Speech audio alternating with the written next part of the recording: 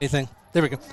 Live from Tad Gormley Stadium in New Orleans, Crescent City Sports is proud to bring you Louisiana high school football. Tonight, it's the District 9 5A Catholic League opener for both teams as the Jesuit Blue Jays take on the Brother Martin Crusaders. And I'm Matt Sims bringing you all of the play-by-play action tonight, and joined with me, Coach Wade Kaiser. Coach, it's good to be with you again. It's good to see you, too. I think we had a game last year over at Pan American, and it's good to have one here in Tad Gormley tonight. And it's beautiful weather tonight, good football weather. Yes, we did. We had a good playoff game, week 2, and this is a pretty good one to start Catholic League play here as these two hook up. Always a close game, a hard-fought game, and probably going to set the tone for what Catholic League play is going to be like with the type of hitting we're going to see tonight.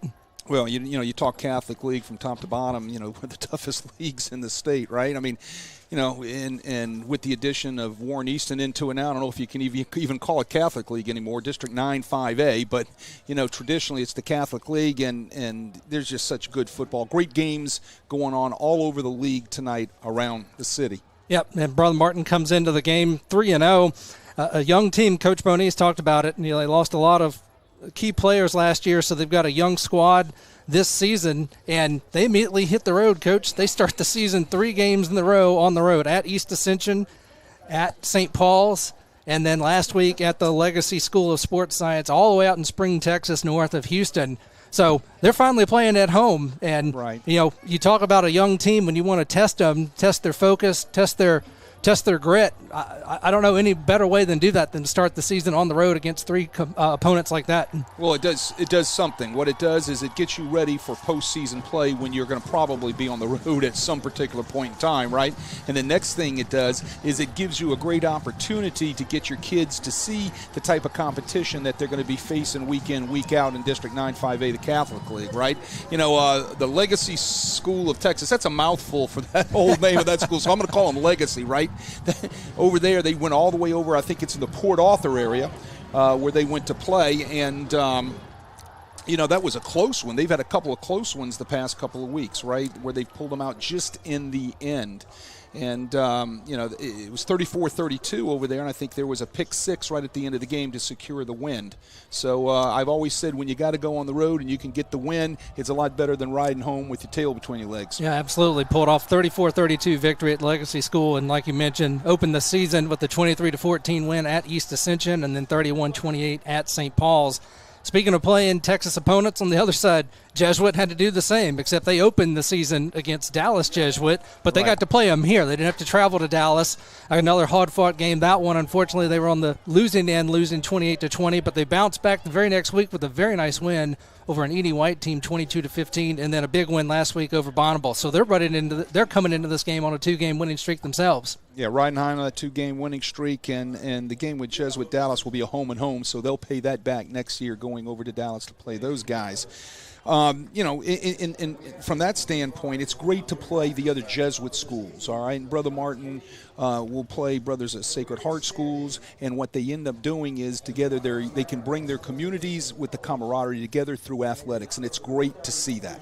Yep, and like Mark Bonise was telling us before the game, unfortunately, people don't want to play select schools, so they're having to look out of state. Yeah, well, I had to do that many times when I was at Brother Martin, and when I was at Jesuit, we had to go out of state. We went to Mississippi, we went to Florida. We never got to Florida because of Katrina, but we had to go out to be able to fulfill our schedule. All right, and we'll take a pause here as they present the colors, and we have the national anthem. God, our Creator, we ask you to bless all who are gathered here this evening for this athletic competition. Please give the athletes the grace of good sportsmanship and shield them from injury in tonight's game. We ask that you be with all the athletes, coaches, managers, medical staffs, officials, musicians, and cheerleaders who have worked to perfect their talents for our enjoyment and your glory. We thank you for their gifts and dedication to our school communities. We ask through the intercession of Our Lady of Prompt Succor for your continued blessings on New Orleans and the entire Gulf Coast through this hurricane season, and especially at this time the state of Florida. Please protect our school communities and cities from all harm and property damage, and protect us from all disasters of nature. We ask all of this in confidence, mindful of your presence with us this evening, through the heart of Jesus Christ, our Lord. Ameter ko Jesu, Ameter ko Mare. In the name of the Father, the Son, and the Holy Spirit. Amen.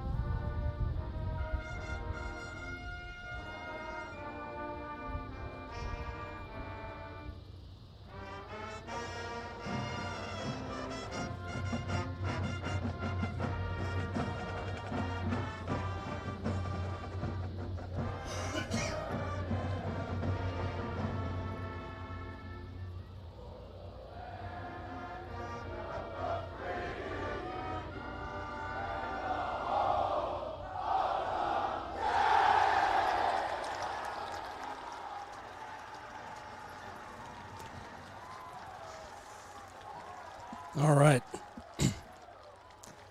Nice rendition of the national anthem here on Military Appreciation Night here at Tad Gormley Stadium. Very good crowd on hand, Coach, as it always is between these two teams, and as it will be for all of these District 9 5A matchups here at Tad Gormley Stadium throughout the season. Right. I've been involved in a lot of these, and the crowd kind of is still filtering in. This place will be packed from about the middle of the circle, I guess you would say the closed end of the horseshoe, all the way over to where the bands usually sit, which is towards the open end of the horseshoe. So, yeah, it's a beautiful night for football, and the crowd definitely comes out on these beautiful nights for these big 9 5A games. Yeah, and, driving here, quite a bit of tailgating passing on the way into the stadium, very reminiscent of the Grove in Oxford. Right. That's why I was saying that there's still people sauntering in from outside. They're out there enjoying the festivities.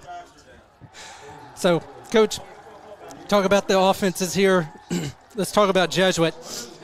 They're going to rely on James Roniger as he's going to be their bell cow from a running back standpoint. After that, it's going to be running back by committee. So far to start the season, a little bit of difficulty moving the ball, but they're really hoping to get something going with Roniger tonight. Well, they got a bevy of guys that they're going to throw out there. It's just that they haven't been able to get a lot of stuff going in their running game, right? So they've taken Roniger, who has been a starting linebacker and a fine starting linebacker, and they've moved him over to offense, obviously, to kind of, I guess, handle those running back duties, right? James Roniger, he's a senior. He's 5'8", 180 pounds. He runs well and has had a nice career as a linebacker. Yeah, and so far this year he's got 13 rushes, only 74 yards and a touchdown, but he's averaging 5.6 yards per carry, and that's the reason why they're going to really rely on him is the yards per carry is what they're looking for, somebody who can really help pound the ball into there, pound away at the defense.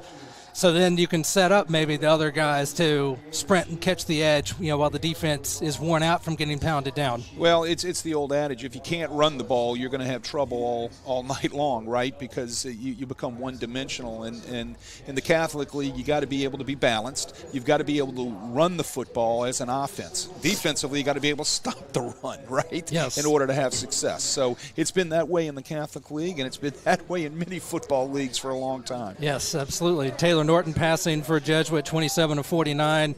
on the season, 542 yards, 5 touchdowns, 1 interception, a pretty good stat line through 3 games there. So something definitely for Coach Manali to build on, to have a quarterback with a pretty good stat line like that going into district play. Yeah, they're really high on Taylor Norton, who's only a junior. He's gotten bigger and stronger in this past off season, and he's really stepped forward. And talking to his coaches, they say he's getting better and better every day at practice. And so, because of that, they've really kind of they've put that stamp on him that he is their number 1 starting quarterback. On the flip side of the field, Brother Martin, it's really a 2-person running back tandem here, Julian Cutter and Alex Diaz. It's going to be them all night long. Last week, Cutter 14 rushes for 65 yards, Diaz 14 rushes for 48 yards, but 4 touchdowns. But equal production there from both. Right, and again, a little running back by committee. And, the thing that Mark Bonice likes about using multiple running backs, because they are so run-heavy, play-action pass off of the run with the boots and the nakeds and things like that, is he likes to be able to shuffle a lot of those running backs out there and keep fresh legs. And he's not scared. If one guy gets hot, then he's going to take the bulk of the carries. Yep, and, Brother Martin seems to be just crank out good running backs every year. They lost Jordan West to graduation last year, who was a phenomenal back for him, and he has 2 backs now. Yeah. And so let's see, Jesuit has won the toss. They are going to defer, so Brother Martin is going to receive, and they will be defending the south end of the field, and Jesuit will be on the north end of the field. So we're going to get to see Cutter and Diaz right out of the gate here, Coach, as Brother Martin is going to receive and be on offense first. Well, in the thing that about these 2 teams' running games is everything rests on an offensive line, right? And Brother Martin has an outstanding offensive line, and so does Jesuit. That's exactly where the strength of their offense lies, is in that offensive line with those big guys up there. And I believe they have 3 of the 5 starters back off of last year's team. And, of course, they've got a solid quarterback, Seth Dazzett, at 34 for 55 passing, 602 yards, 5 touchdowns. He's also got 5 interceptions, but last week, he threw for 300 yards against St. Paul. That's an impressive feat for a high school quarterback. So, they also can throw the ball. They are not just a running team. So, it's just like it has been for many years in a row now here, Coach. It's a very talented Brother Martin offense that Jesuit is going to have to stop on both facets. Well, Daz, and I was down on the field watching him warm up before the game, and I believe the guy has grown an inch in the offseason. Boy, I tell you what, he's a big, strong, good-looking kid, and he has all the Tayloristics of being an outstanding quarterback. And, here he is in his senior year, and throwing 300 yards last week is something that he's shown that he can do against good competition. And the kick is off. It looks like it's going to be Easton Royal who's going to take it in about the 5. He's up to the 10, 15, stutter steps, kicks it outside, 20, and he's going to be outside about the 22. And here comes a flag. Here comes another flag.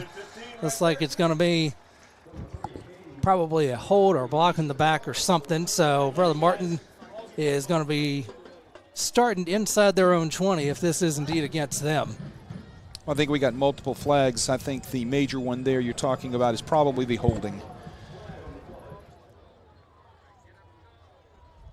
And the call is indeed that. So that will back them up from the 23 to from the 24 to the 14. So Brother Martin will start at their own 14-yard line. So not the type of field position you want to start, but very good news on the Jesuit side of the ball, already pinning them deep inside their own territory to start the game. So Dazzett will leave them out, will lead the offense out. One running back in the backfield, and that looks like Jeremiah Burton. And it's going to be a handoff. He's going to bounce it out to the right side, breaks a tackle, gets across the 15, about the 17-yard line. Gain of about 4, it looks like. Yeah. Griffin Ellis right there had a stop in the backfield. Watch 93 right here come off the edge. Nice job there getting into the gap, getting penetration right there. Has him stopped in the backfield, right, and just runs through the arms right there. Tried to grab him, tried to tackle him with his hands, and that's just not going to work. So motion across the field will be a handoff to Burton again. Up the middle, he's going to get across the 20. Burst through the gap there for a moment, but it'll bring up third down. Gain of about 2. There's James Roniger for you right there. So maybe we're going to see him both sides of the ball. We said he was a solid linebacker. He did a nice job there, fitting backside, not overrunning the play. Running back cuts right back in off the inside zone look, and Roniger makes a tackle. Yeah, so it's going to be 3rd down and 4 from the 20-yard line. Dazzett in shotgun. Still has Burton in the backfield beside him. 2 receivers near side. Now Royal will go in motion to the far side of the field. He'll take the snap, throws it out in the flat. He's got a receiver. That's a 1st down for the Crusaders up to about the 28, and that is number 84 on the reception, Jonathan Sigio. Yeah, Sigio runs the sticks, right? So he sits down right after the sticks, trying to give a little cross motion to get the candy look at, right? And there is Sigio just sliding off the line of scrimmage to be able to make a flat route, and he picks up the big 1st down. So it'll be 1st down and 10 at their own 28. Fakes the handoff to Burton, pass over the middle. It looked like it hit the official. Here comes the flag. That is probably going to be roughing the passer on Jesuit, but I think that pass hit the umpire. He had a man crossing, and all of a sudden the ball bounced kind of funny. It went incomplete. Yep, and so indeed we are going to have a roughing the passer penalty against Jesuit. So instead of it being 2nd down and 10, it will now be a 15-yard penalty, and it will be 1st and 10 for Brother Martin up now at their own 43-yard line. Very costly penalty there. Yeah, I mean, those personal fouls you can't have. You got to be able to lay off. They're going to protect the quarterback. They're going to not let you, just drag him down to the ground and hit him after the ball's been out. So you got to be smart there. Dazzle will take the snap. Read option, hands it off up the middle. And it's going to be a gain of maybe about a yard. And we'll see that again is Burton on the carry. So relying heavily on Burton to start the game here, Coach. He's gotten all 3 carries so far out of the backfield. Yeah, he's a sophomore, 5'9", 165 pounds. He comes in with only 41 yards on the year. Look at him lower those shoulders. He's giving a good fight right there against all those white jerseys that are stacking him up right there at the line of scrimmage. That'll take the snap this time. He's going to hand it off. That's going to be to Julian Cutter, who tries to bounce it outside on the far side of the field in front of the Brother Martin bench, and he is stopped for no gain. This will bring up 3rd and long. Yeah, Bo Machalewski does a nice job coming up from his safety position right there, and watch him come in there and set the edge. He's going to come flying right down into that run alley right there. Takes on a block. Look how he uses his hands to shed right there and makes a nice form tackle right on the edge. Yeah, so that is no gain on the play. It'll be 3rd down and 9. Dazzett in shotgun, takes the snap, rolling back to pass over the middle. He's got a man open. That's a 1st down. That is the number 14, Brody Dumontier, on the catch across the 50 up to the 46. Yeah, Dumontier, he held on that ball. He got delivered on again by Machalowski coming from his safety position. Nice hold on for the reception for the 1st down. He sits down right behind the linebackers in the zone, right in front of the safety. Safety comes up and sticks him, but he's still moving the chains. I called it the 46. It's the 44. So 1st and 10 at the Jesuit 44 for Brother Martin. Does it rolling, scrambling near side. He's just going to have to keep it, and he's going to be tackled. Nice open field tackle there by Jesuit for a loss. It's going to be a 2-yard loss, it looks like, up back to the 46. Yeah, a lot of cross action there, trying to get your eyes to play with you. There's motion one way, fake the other way. He was looking for the intended receiver right there, Sigio, sitting down in between the linebackers, but it was well covered, so making a smart play there. That just takes off, coming up and making the tackle that time, Jack McGuire for the Blue Jays. So 2nd down and 12.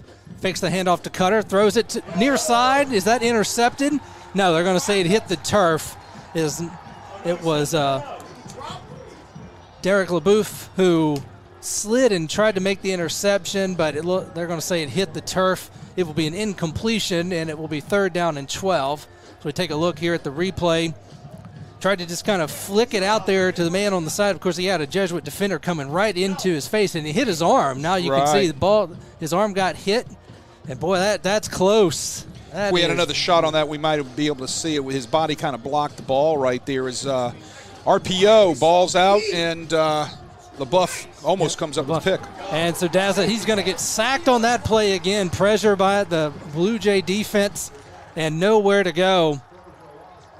Yeah, a whole bunch of guys there. Will Berry leading the charge. Griffin Ellis leaving the charge right there. Great pressure coming off the edge right there. Almost should have had a holding penalty called on the offensive lineman from Brother Martin. I think that was Ben Levy at the right tackle.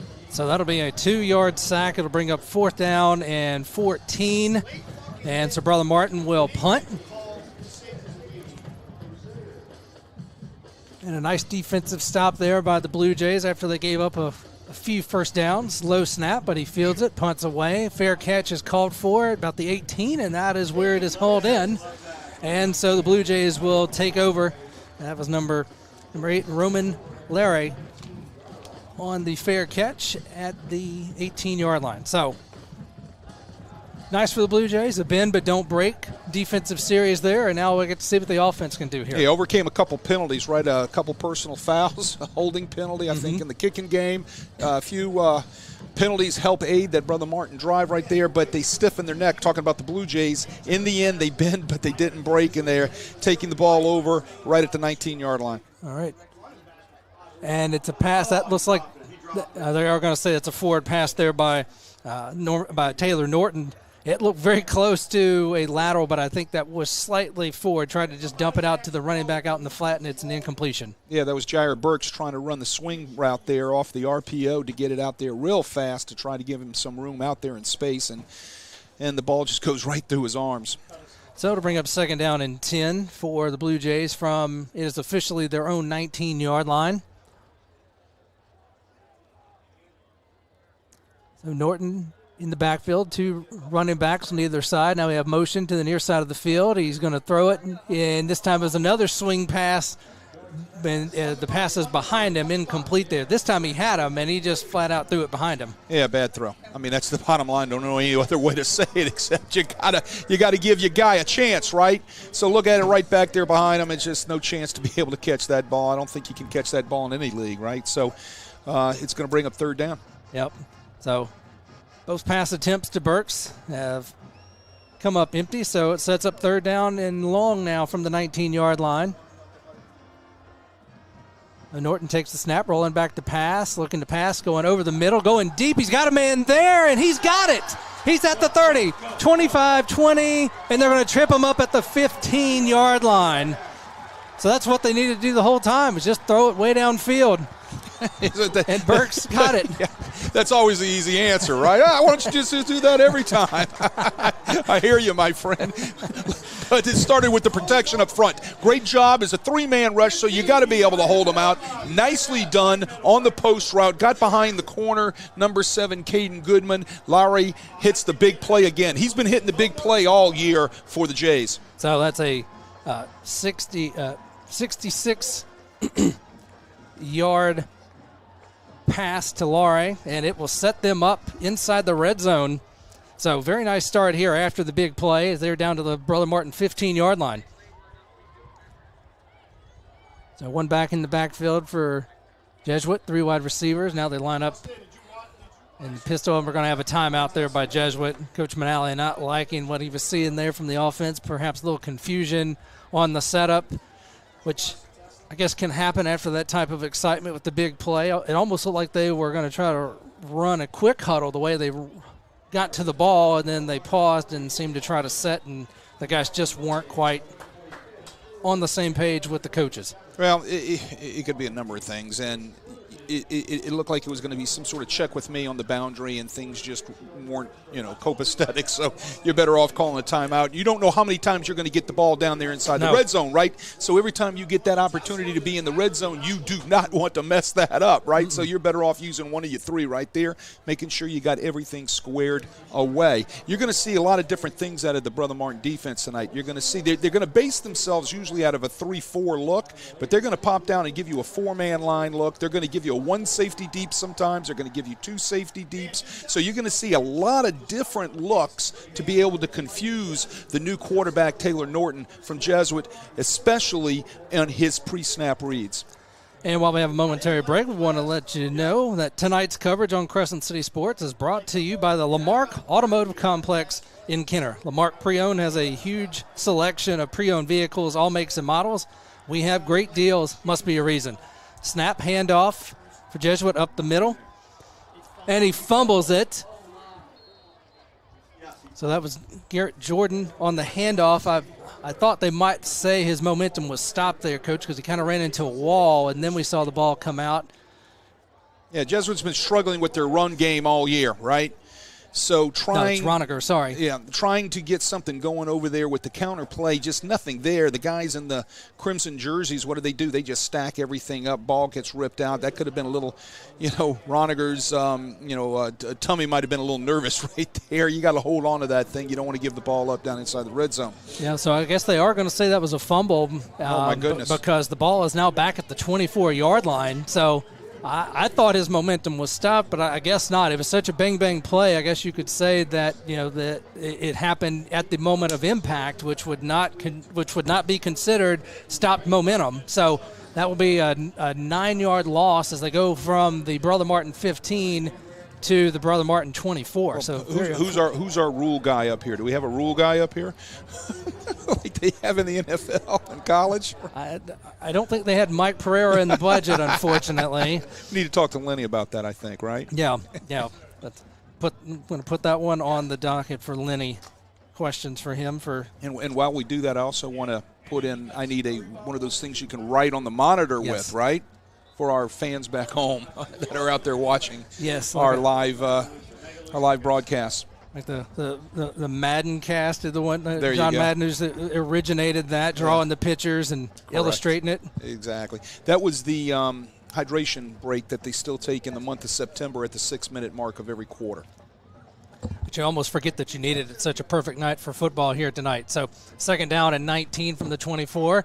Norton takes the snap, rolls out the pass, looking to pass. He's got nobody. Now he's just going to throw it away. So nice job there of shaking the coverage, Coach, to then give himself a moment to just throw the ball away instead of taking a sack where he would have been back beyond the 30. Yeah, bearing down on him was a blitzing linebacker, Jaden Weber. Flushes him to his left even farther than what he rolls. Right here it comes. And, hey, you can credit the young junior starter for this season, as far as starting his first varsity football games, just throwing that thing away and not trying to force something in there to get the ball picked. So it'll be 3rd and 19 now from their own 24. 5:54 to play in the first quarter, 0-0. Tied here at Tad Gormley Stadium. Norton takes the snap, a low snap, but he brings it in. Looking to pass, going deep over the middle, and he had Burks, but he is out the back of the end zone. So he goes over the top to the middle again, and he finds Burks, but he ran out of real estate, Coach. Well, it was a one-man post route, but the thing is, Brother Martin jumps into their dime package, and they're 3 high across the top. Burks gets behind one of the defenders right there. He just ran out of real estate to keep his feet in. Ball's out there on the nose. Look, I tell you what, Taylor Norton can throw the deep ball nicely. He has a nice release, and he's got a nice type spiral, so he can wing that thing. And so Jesuit's going to attempt the 41-yard field goal. The ball is set up on the far hash. Snaps down, kick is up. It's got plenty of leg. And it is no good, wide to the right. So it had plenty of leg, but unfortunately for Jesuit, they do not get on the ball. That was Ethan Cabos there on the missed field goal. And so Brother Martin will take over 1st and 10 at their own 20. Wind could be a factor out there tonight, Matt. I don't know if when you were walking around before the game, you had gusts coming from the north, right? That's bringing this nice dry air that we're having. So, going from the closed end of the horseshoe towards the scoreboard is the way the wind is going to be gusting all evening long across the field. So that is might cause a little problems for the kickers. On how they're going to do things. As it takes the snap, it's a handoff up the middle. Short gain there for the Crusaders.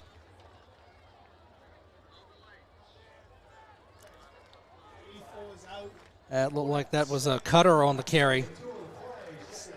So it'll be a 2-yard gain. So it'll bring up 2nd down and 8. Not much going there on the inside carry. So has it back in shotgun. He's got Diaz in the backfield, fakes the handoff. He's rolling out. He's under pressure. Got 2 men coming. He's just going to throw it out of bounds. Boy, Jesuit so far, Coach, to start this game, doing a very nice job getting pressure back there, making Dazit very uncomfortable and having to scramble.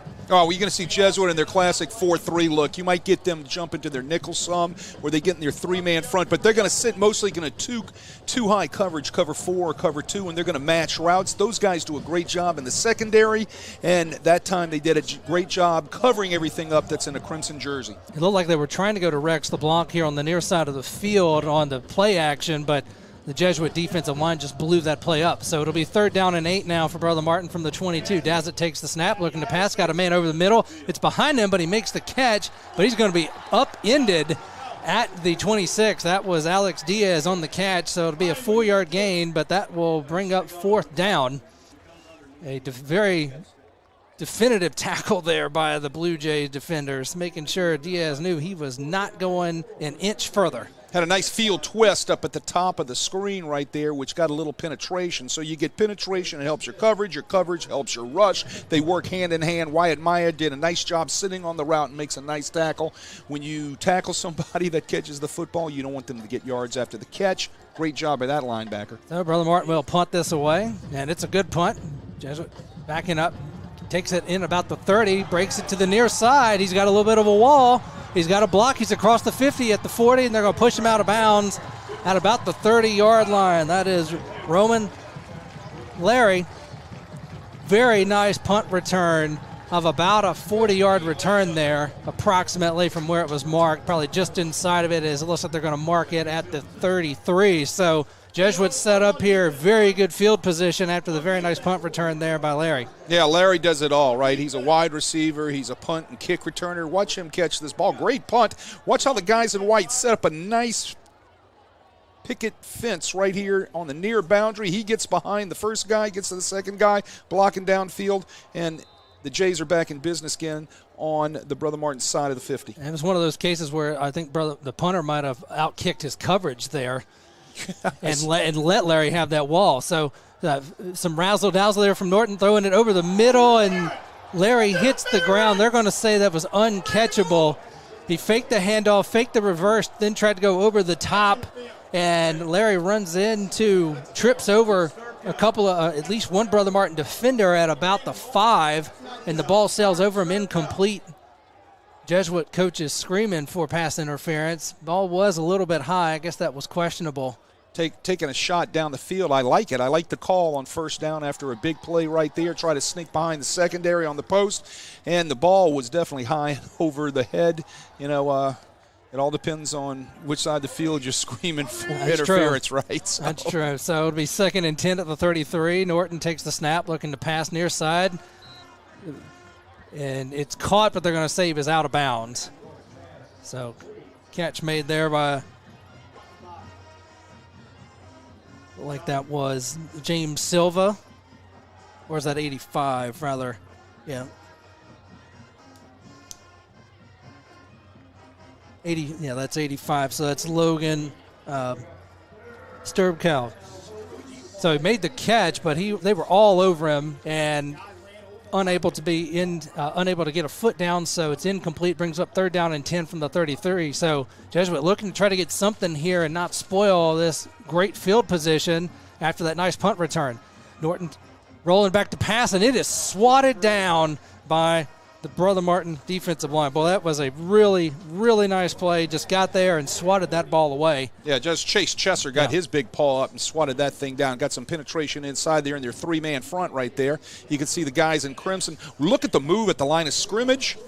He's got 2 guys working on him. He splits both of them. He gets his hands up and knock it down. The minute a defensive lineman sees that quarterback about ready to pull the trigger, right, that elbow goes up, hands go up. Good defensive linemen are taught, get those hands up as quickly as you can to try to not only get their paw in the eyes of the quarterback, but maybe you're going to get yourself a deflection, and Chesser got himself one right there. Yep, so Jesuit will go for it here on 4th down. Norton takes the snap and shotgun, looking to pass, going over the middle. He's got a man there, but he sails it over his head a little bit, and that is going to be incomplete and a turnover on downs.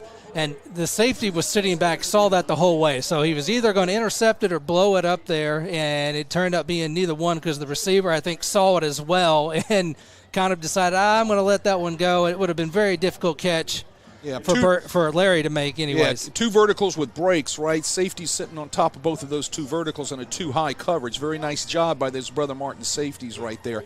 And the ball was just a little bit overthrown. Jesuits got to get themselves some sort of running game going that's going to help their throwing game. They've got to balance it out a little bit. That's the reason why we're seeing running back by committee, correct? That's true. And, when their only rush of the game resulted in a 9-yard loss from a fumble, it's going to make him very leery to run it again. So Dazzett, a little toss pass out there to the running back on the far side of the field. He gets to the edge and has got about 2 yards. Looks like he'll go from the 33 up to the 35.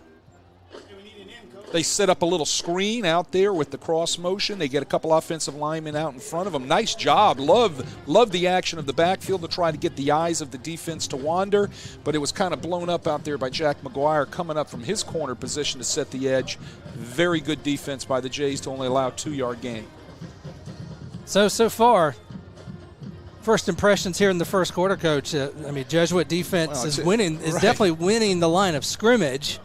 And unfortunately, the offense has not been able to capitalize on that. 2 possessions that got inside Brother Martin territory, but both of them ended with no points. Well, it's a typical 9-5A Catholic League game, right? Defense is ruling the roost, correct? So, in this district, you're going to see guys play great defense. There isn't much you can do offensively to scheme up against other teams' defenses in this district because they're so well coached and they're so fundamentally sound. But you're absolutely right. On the line of scrimmage, that's where the game's going to be won. Jesuit seems right now to have the upper hand. Speaking about the line of scrimmage, Will Berry was the Jesuit Blue Jay that was hurt right there, limping off the field. They'll have to bring in another defensive end.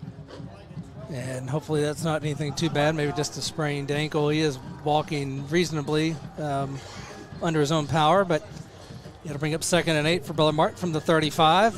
Fakes the handoff to Diaz, throws over the middle. That was almost intercepted by the linebacker there for Jesuit, number 43, sitting back, Gio Matenga, who jumped up and just missed it, but the ball falls incomplete, and it'll be 3rd down and 8 now for the Crusaders. Yeah, they're trying to hit the second receiver on the slant behind the linebacker. Gio Matenga does a nice job getting into the slant alley or right underneath the slant pass, and the ball goes incomplete. So Dazzett will take the snap, looking to pass. He's going over the middle again, and this is intercepted.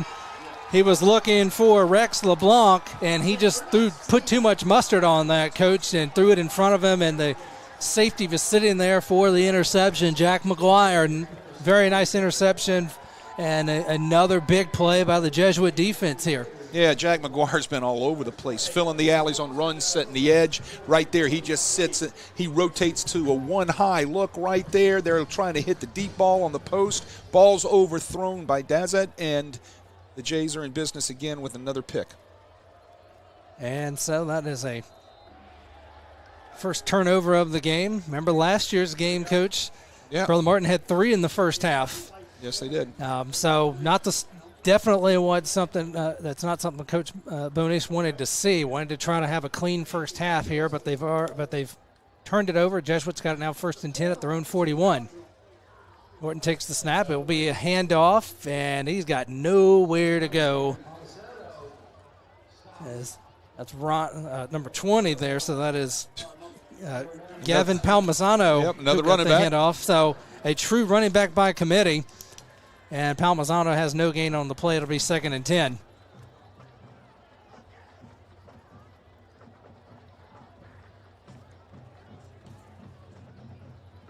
Yeah, when they've ran, I think, 4 running backs back there so far, and they're struggling to get something rolling with their running back. Palmisano's listed as a wide receiver, so now they're taking wide receivers and guys from all around. You'll do anything to try to get something rolling, just to get something moving, right? See if you can't get some sort of spark in that running game. So you're getting there we go. We got a motion penalty against Jesuit. I didn't want to talk while the official was giving his explanation, but you're going to try anything you can, pull guys anywhere you can to try to just get a little spark going in that running game. Yep, and so that will back them up 5 yards, bring up 2nd down and 15. So when they're already struggling to run, now you now you pretty much have guaranteed that you're going to be going to the pass on second and third down here. Well, what happens is those penalties are going to dictate to the defense what they're going to do next, and you can see there in a too-high coverage, the guys in crimson, Brother Martin. And that is going to be, no, they're going to say out of bounds as Taylor was trying to throw near side to Larry, and it was almost intercepted by number 1, Treshawn Ware for Brother Martin. Very heads-up play there, a diving catch, but he couldn't hang in bounds, so a very lucky break for the Blue Jays. And now they'll have 3rd and 15 at their own 36. Look, he's a great athlete. I was watching him down on the field go through warm-ups, and he has some really quick feet, and his hips can turn. And we're talking about Treshawn Ware for the Crusaders. He broke on that ball and almost had a pick. So, looking to pass is Norton, and he's got a receiver at about the 48-yard line, and he brings it in. Looks like that's number 5, Calvin McGee. But he's going to be about 3 yards short of the first down. So he's got it from the 36 up to the 48. So it's a 12-yard pass. And it'll bring up 4th and 3. And they are indeed going to punt.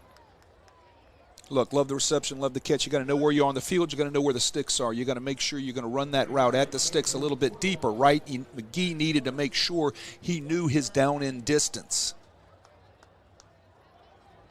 So 4th and 3, Jesuit will punt. And it's a good one.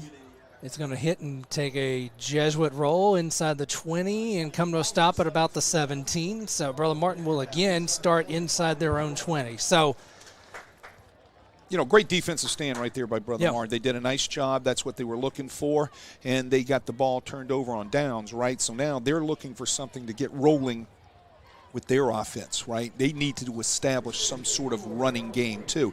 Running games for offenses are kind of like the secret elixir to everything you can do, right? So if you can run the football, you can do a lot more with your play action passing game and taking those shots down the field that you like to take, right? I mean, we're seeing it every Saturday.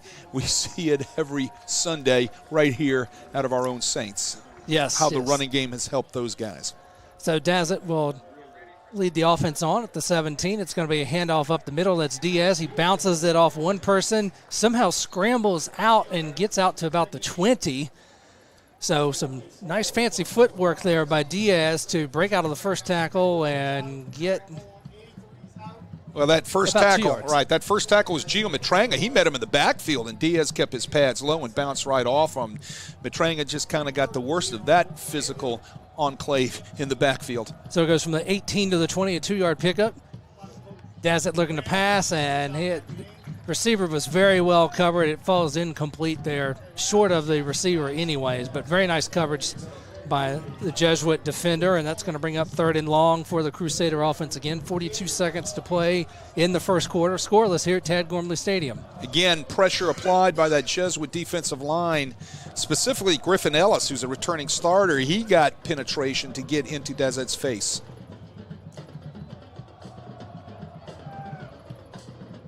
So Dazzett in shotgun, 2 receivers near side, 1 far side. Now we've got motion to the near side of the field. It's Royal. Dazzett rolls out looking to pass, and it is incomplete. Again, a tough pass.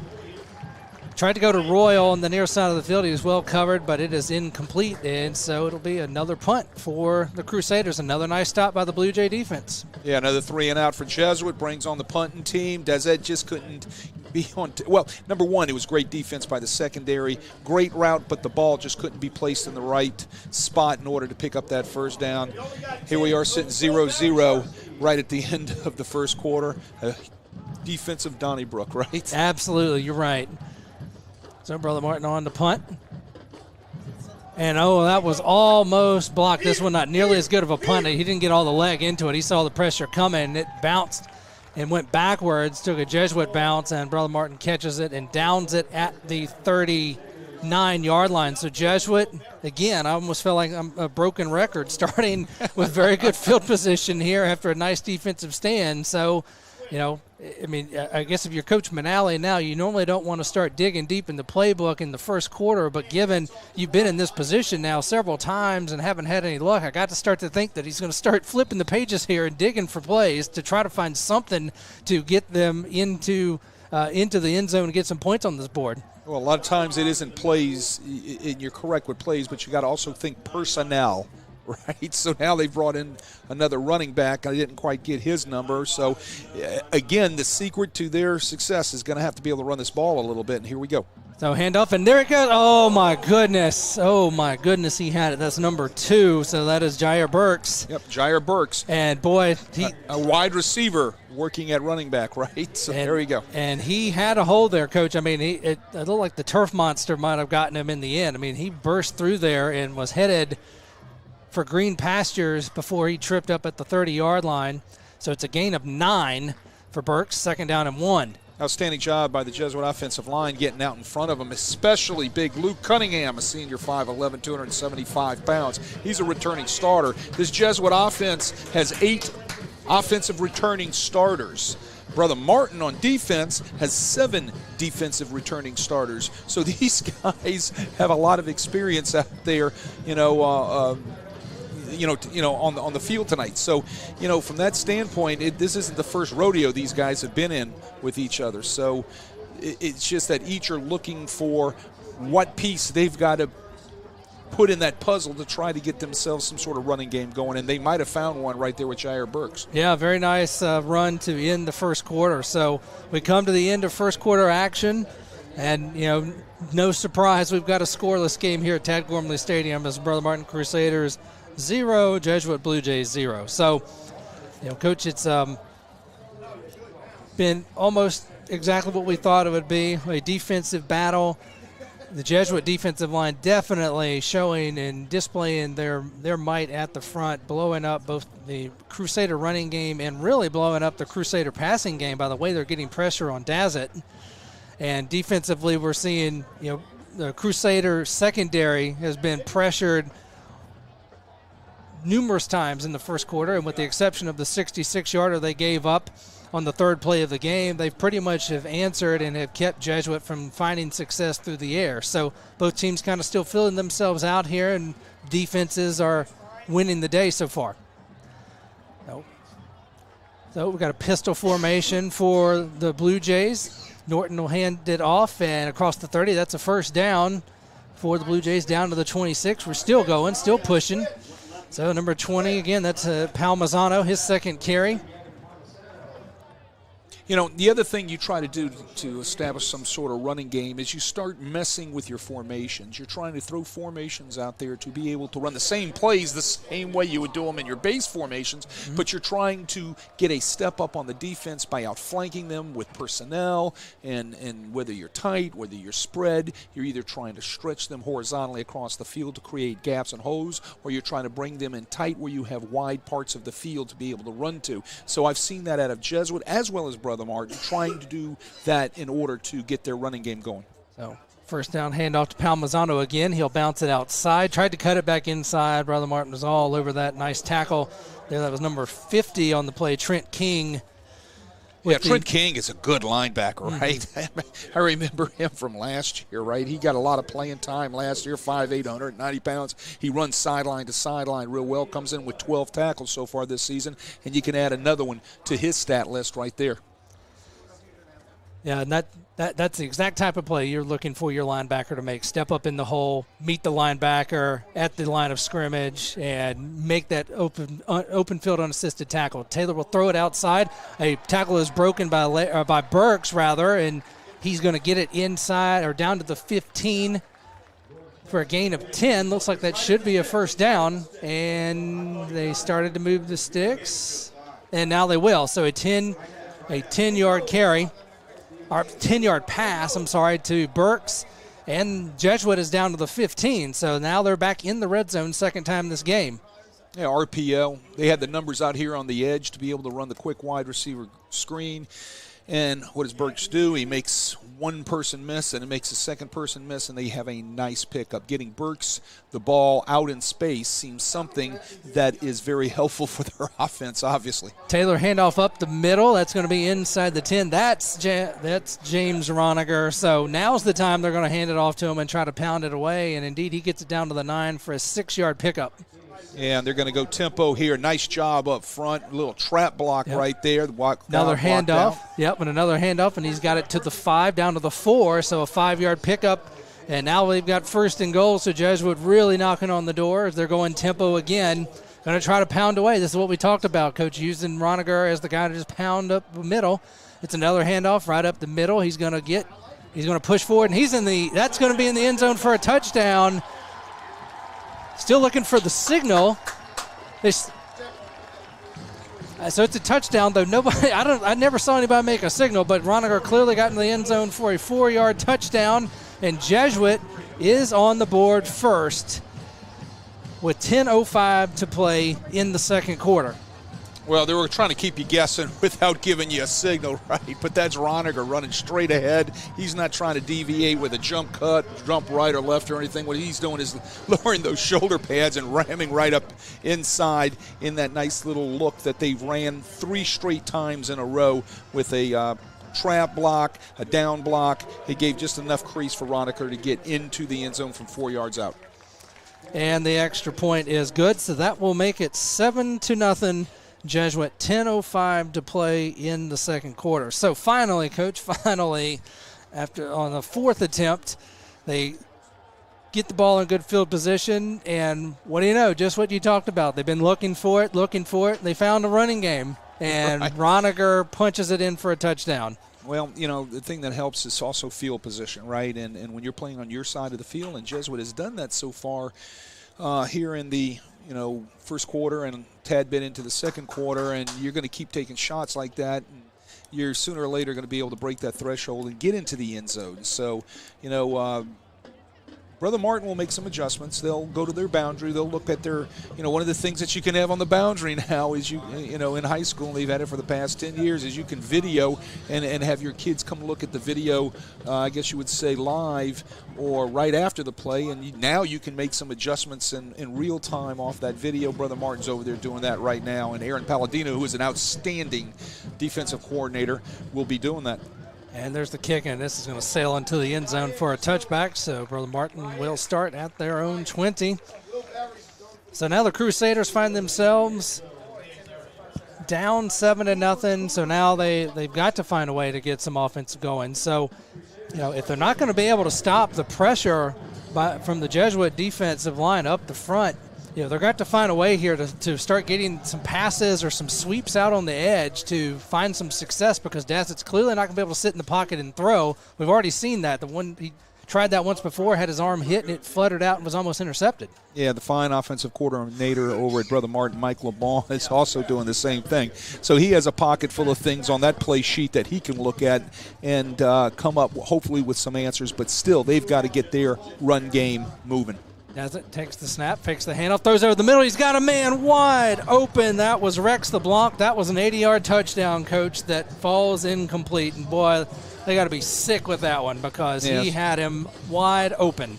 Well, the safeties were looking at each other. They bit right off the RPO, and the seam route, the vertical route, slips right behind him. Yeah, Desette wants that back. I mean, let's look at it right here. There's your safety up there at the line of scrimmage. And a little more air under that ball, he would have been able to run under that thing, and it would have been a tied score. Mm-hmm. So instead, it'll be 2nd and 10 at the 20.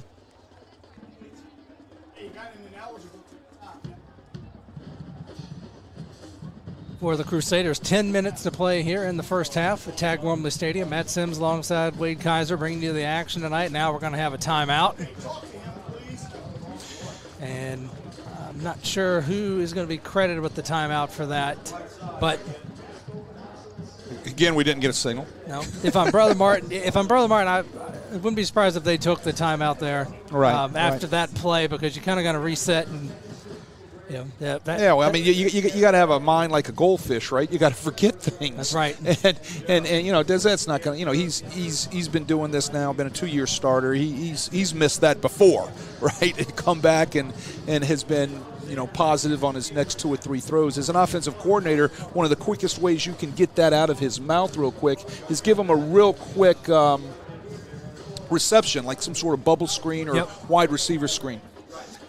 So while we got a timeout, we want to remind you tonight's coverage on Crescent City Sports is brought to you by Oshner Andrews Sports Medicine Institute. Get the same sports medicine care the pros receive with minimally invasive treatments and quicker recovery times. Visit oshner.org/sportsmed to learn more or schedule an appointment near you. 2nd down and 10 as they come out of the timeout from the 20. Dazzett takes the snap, hands it off to Diaz. That ball is loose, pops out. And Jesuit says they have it. And Jesuit does indeed have it. So Diaz went up the middle, waited, just all of a sudden the ball just went flying up in the air, and Jesuit is going to recover it at, looks like about the 18-yard line. Yeah, somebody laid a pop on him right there at about the line of scrimmage off the inside zone as he made his cut, right? And he just was not holding onto that thing too tight, either that or he just got rocked, right? That ball came flying up, and everything in a white jersey, all those guys in white jerseys were flying to that football, and they come up with it, and they're sitting pretty again inside Brother Martin territory. So that'll be 1st and 10 inside the Brother Martin red zone at the 19. So a chance here to stretch this to a 2-score game, which the way it's going right now, a two-score lead would make you feel very comfortable if you're Coach Manali at this stage with the way your defense is playing. Norton takes the snap. It's going to be a handoff. Oh, it looked like it was going to be a halfback pass, and there it is, and it's going to be incomplete. So he showed pass, then tucked it under, and then ended up throwing it. He was trying to go for Calvin McGee, but the pass was way short, and he was well defended anyways. Partner, look at the quarterback slip out of the backfield on the throwback. See that? He was looking at Calvin McGee all the way down the field, right? He needed to press that run just a little bit harder as he was trying to get out there on the flank, and then maybe he would have gotten that corner to bite a little bit and everything. But I'm sure they're going to look back at film on that, and they're going to put the throwback in off that next week, maybe off of a different formation. Mm-hmm. So 2nd down and 10 at the 19. Norton takes the snap. He'll throw it out far side of the field. Receivers got it at the 15, but now there goes the Brother Martin defender. He's running the other way. They're going to say this is a strip.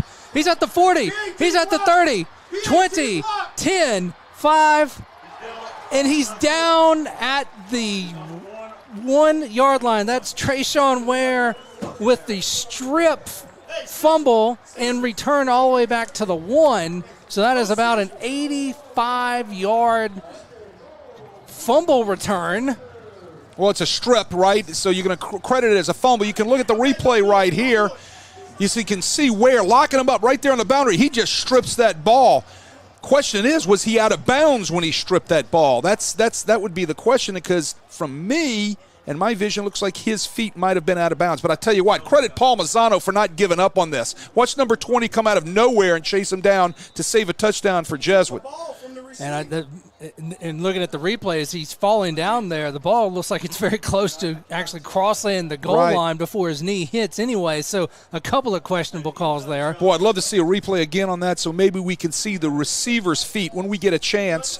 Let's see if we can get it right there. Look at his feet. Let's see if his feet are out of bounds when he rips that ball out. Tiptoeing. It's a handoff for Brother Martin. Oh, my goodness. 1st and goal, and boy, they just piled him up at the line of scrimmage. That is no gain. And I believe that was McGee that was the receiver for Jesuit, number 5, who caught it and then had it stripped away after about a 5-yard gain. I mean, that was a great play. Great play by Ware. Just unbelievable. So that was Cutter on the handoff. And he got no gain. Lost a yard, so now it's 2nd to go from the 2. A handoff, and they're going to tackle him in the backfield for a 2-yard loss. He didn't come inside the hat numbers. As Cutter loses 2 yards on that play, and now it's 3rd and goal from the 4. So what you talk about a defensive stand here. If Jesuit could somehow hold them to just a field goal. Forcing them to 3 would be a win. You're absolutely correct. Derek LaBeouf does a nice job right there making that tackle, as well as Wyatt Meyer. Wyatt Meyer is a fine linebacker.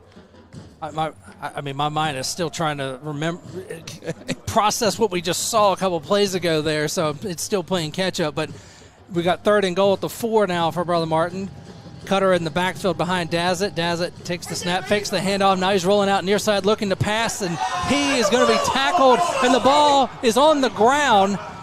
He's hit. The ball came out. Hey, somebody lost the helmet. Somebody lost the helmet. And is it a Jesuit recovery? Yeah, so Wyatt Meyer with the hit, and at least the hit at the 10.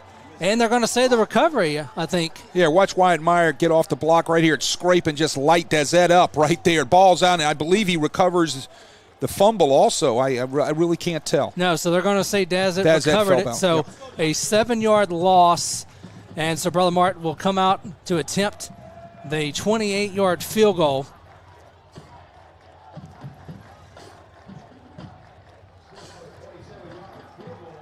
So number 18 on, that's Grayson Smith on to kick. Field goal is up, plenty of leg, and it is good.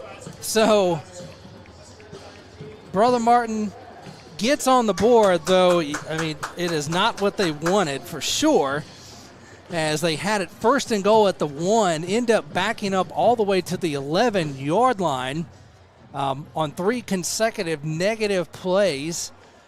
But they still managed to get points out of it, which is the most important thing, Wade. Right. And it's now 7-3. Right. You got to have the points, but that is a win for a Jesuit defense, right? And, you have the ball down there on the 1. You got to get that thing poked in. Again, lack of a running game. Both teams still looking for it, right? And it shows its head big right there for Brother Martin.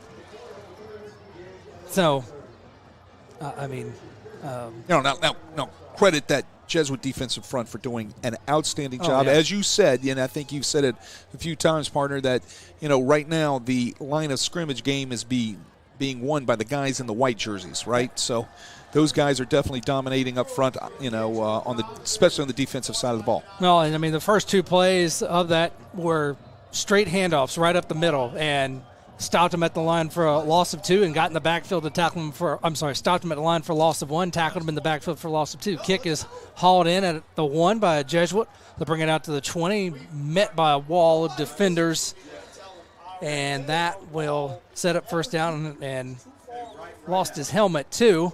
He'll be out for 1 play. Yeah, so Burks will have to come out, so he will not be on the field for the first play of the series, but it'll be 1st and 10 at the 20 for the Blue Jays. 7 minutes, 12 seconds to play in the first half.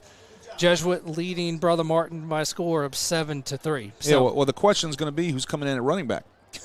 That's true. That's going to be a line at Vegas, right? I mean, they've been playing everybody as well as their wide receivers at running back. They've got a little spark last series out of Burks back there running the ball hard inside. We've seen Roniger a few times, and then we've seen a smattering of other people, including Paul Mazzano, who is a wide receiver. Yeah, right now Garrett Jordan, number 3, has lined up in the backfield. So Burks tried to come out, and somebody caught it and said, hey, wait a minute. No, you can't be out here. Your helmet came off. Oh, Caden Sanderson, is in the backfield. My apologies. So he's the running back, but nope, now it's not. So it's back to well, it's Palmisano. It's a 22 personnel, right? You got 2 running backs.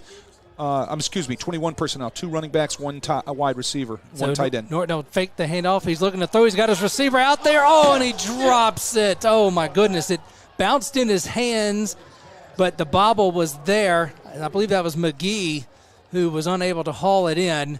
And, boy, just like on the Brother Martin drive a moment ago, he's going to probably be sick because he had a beat on the defender, and that might have been a touchdown. No, that was Larry. Well, 2 things there. Secondary stopped their feet. They stopped running with the receiver. Larry slips right behind. The ball was nicely thrown. As I said earlier in the game, Taylor Norton does a nice job slinging that deep ball. So 2nd and 10 from the 20 for Norton. looking to pass. He's going to dump it out to Burks on the near side. Big hit there by the defender. It'll be a gain of 5. That's number 1, Trayshawn Ware once again. This dude can play, right?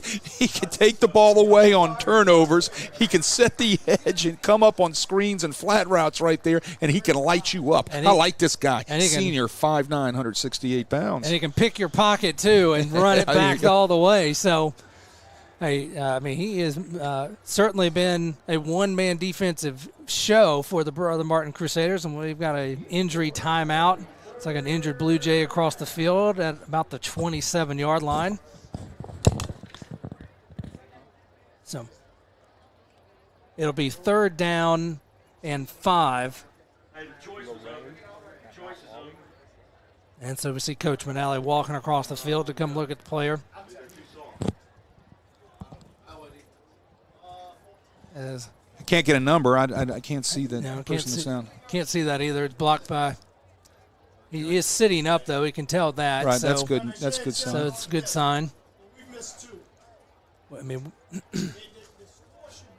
I naturally would think it would have been Burks by the way he took that hit from Ware, but he's 2 yards past the line of scrimmage, and Ware knocked Burks back at least a yard on that hit. So. Yeah, good. It is a great hit. Yeah, he comes up and lays the wood on him, right? That's good football. That is. That is exactly how they teach you to make the tackles. LeRae. Gotcha. So, no, it is Burks. Okay. So, yep. I wonder if he got up and tried to walk and then just, had the breath knocked out of him. I would think he had the breath knocked out of him. That was a hit, Coach. I mean, amazingly, he also hung on to the ball, right? Because that is the quintessential type of play where in high school level, kid makes that type of hit, and 9 times out of 10, the receiver is dropping that ball because he's had his bell rung and isn't even sure where he's at for a couple of moments. But Burks held on to it for a 5-yard gain, so he'll come out for at least a play once again. So they won't have Burks on the field on 3rd and 5.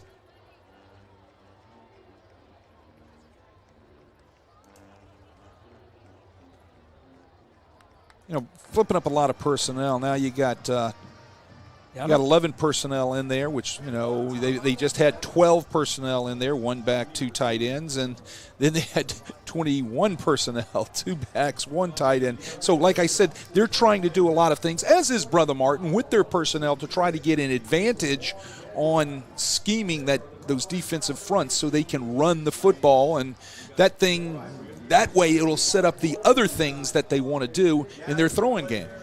And whatever they were trying to do there, Calvin McGee lined up at receiver all the way inside the numbers. I mean, he was way to the sideline, almost as if he was trying to sneak out there, but you could see the Crusaders weren't fooled. There was a defender out there with them. So I definitely think they might have been trying to pull something out of the playbook there and just couldn't get the personnel lined up with it and had to take the timeout. So they'll come out of the timeout. So Sanderson will be in the backfield, lined up behind Norton. McGee, receiver, near side. 3 receivers, far side. So a pistol formation, fakes the handoff, pressure up the middle. He breaks 1 tackle, throws it downfield. He's got a receiver. It's a jump ball.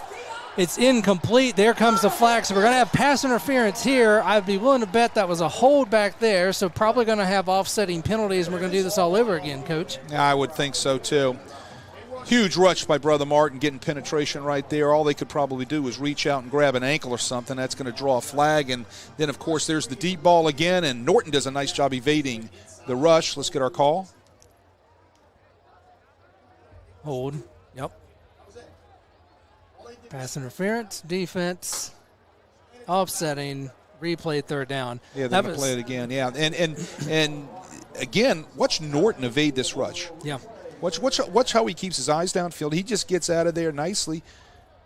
And again, he zips that long ball. There's your interference. Treshawn Ware got there a little too soon. Didn't get the receiver's number. But a nice deep ball again, but it's all for naught. I think it was LeRae on the far side of the field, and that was Jack Bazil who had the initial pressure for the Crusaders. So 3rd and 5 once again. Norton will take the snap, looking to pass.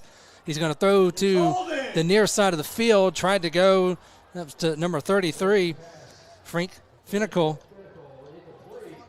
Yeah, is incomplete, and there's going to looks like no call, so it will be fourth down. There was you could hear the Jesuit coaches hollering for a hold, but well, and I think there was a hold there. I said, number 27, Dermot Brown, did a nice job grabbing the jersey of Finnicle, who had a step on him coming from his tight end position, getting vertical down the seam. Look, Finnicle's a big dude, 6'3", 245-pound, target. He comes in with 2 catches and 27 yards on the season so far. You would think you would want to target him a little bit more. Brown does a nice job just kind of tugging on the back of that jersey, slowing him down a little bit, and then it got by. So nice punt here by Jesuit. Going to back Diaz all the way back inside the 20. He's going to pick it up off the bounce at about the 20. He's going to cut it to the near side. He's got at least 25, 30 yards on the turn across the 50 and out of bounds. So a monster punt there, Coach. At least a 60-yard punt. Net by the time it's fielded there, a risky field. I know, Coach, this is where you are dying when you see your player get that. Don't get me started. But, Diaz turns it into a heck of a play, and he gets it all the way back, and they're going to say he's out of bounds at the Brother Martin 45. So he turns what was almost a disaster, and I'm sorry, that's not Diaz, that was Easton Royal, who turns what was almost a disaster into a really nice punt return of about 25 yards. Yeah, well, I would have petered that ball. Peter means get away from the thing, because he was taking a heck of a chance right there on that bounce ball, but it worked out for Brother Martin. Dazzett takes the snap, and we're going to have false start here on the Crusaders, so that'll back them up 5, so it'll be 1st and 15 as he was getting ready to hand it off. And usually on that type of punt, when your returner is almost has his back facing the punter because he's running backwards to try to get to the ball, that's usually the case. That's usually where you say, just get away from it. Absolutely, no doubt about it. But Royal saw his opportunity and took it and made something of it. It'll be a handoff up the middle to Ware now in at running back, and he's going to be tackled for no gain. Nice job again. If you haven't heard me say it before, I'll say it again. Nice job by the Jesuit defensive line there to get penetration and stop him for no gain. Yeah, Ware's going to get a few touches tonight as a running back. They're going to hand the ball off of, he's such a dynamic athlete that they're hoping that he can pop something. Griffin Ellis that time on the tackle. So 2nd and 15 from the 40, 5:59 to play in the first half. As it hands off to Cutter. Cutter tried to bounce outside, then tried to cut it back inside, and he's going to get about a yard up to the 41. So it'll be 3rd and 14 now. Running east and west against this defense really is going to get the job done, right? They need to think about north and south plays, quick hitting plays against this Jesuit defense. They do such a nice job technique-wise up front with their front 7 getting off of blocks. By the time you're ready to make that vertical cut after the east and west run, it's closed up. Everything's closed down. Things need to be a little bit more north and south where they can hit creases and things of that nature to be able to get their running game going. You're going to see Ware tonight run the ball a few more times, I believe, simply because he's a dynamic athlete and he's the guy in the running game that might be able to pop something for a long distance and make an explosive play. Yeah, and Cutter on the season, 31 carries, 116 yards and a touchdown. He had 14 rushes for 65 yards last week at the game at the Legacy School of Sports Science in Texas. Tonight, 5 carries, 0 yards. So very nice job bottling him up and stuffing this Brother Martin rushing attack. As a team, the Crusaders have 14 rushes for -3 yards. So very un-Crusader-like offensive rushing stats there.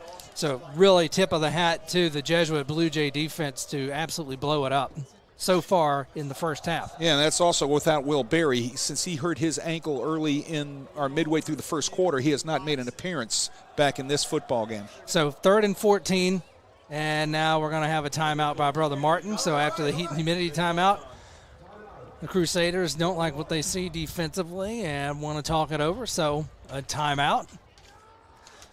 So while we've got a moment, we'll go ahead and set you up for next week's game where one of these teams will be back in this stadium, and one of us will be back on the call.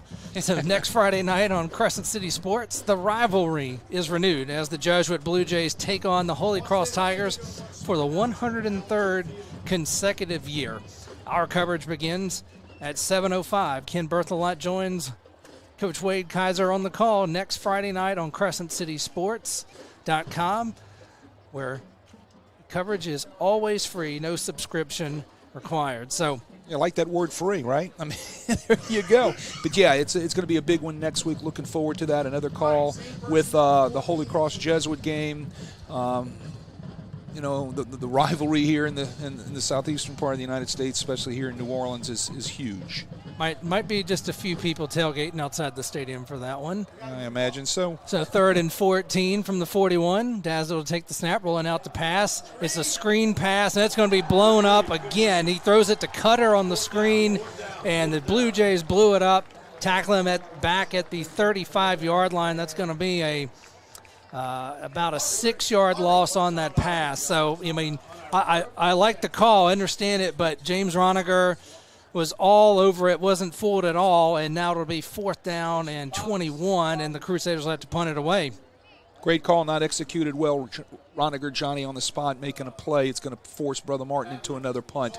And the Jays should come out with pretty decent field position out of this, which they've had many times tonight. So punt, it's a short one. It's going to hit. Takes a Jesuit bounce indeed. It's coming back toward midfield, and Brother Martin will finally down it at the 44.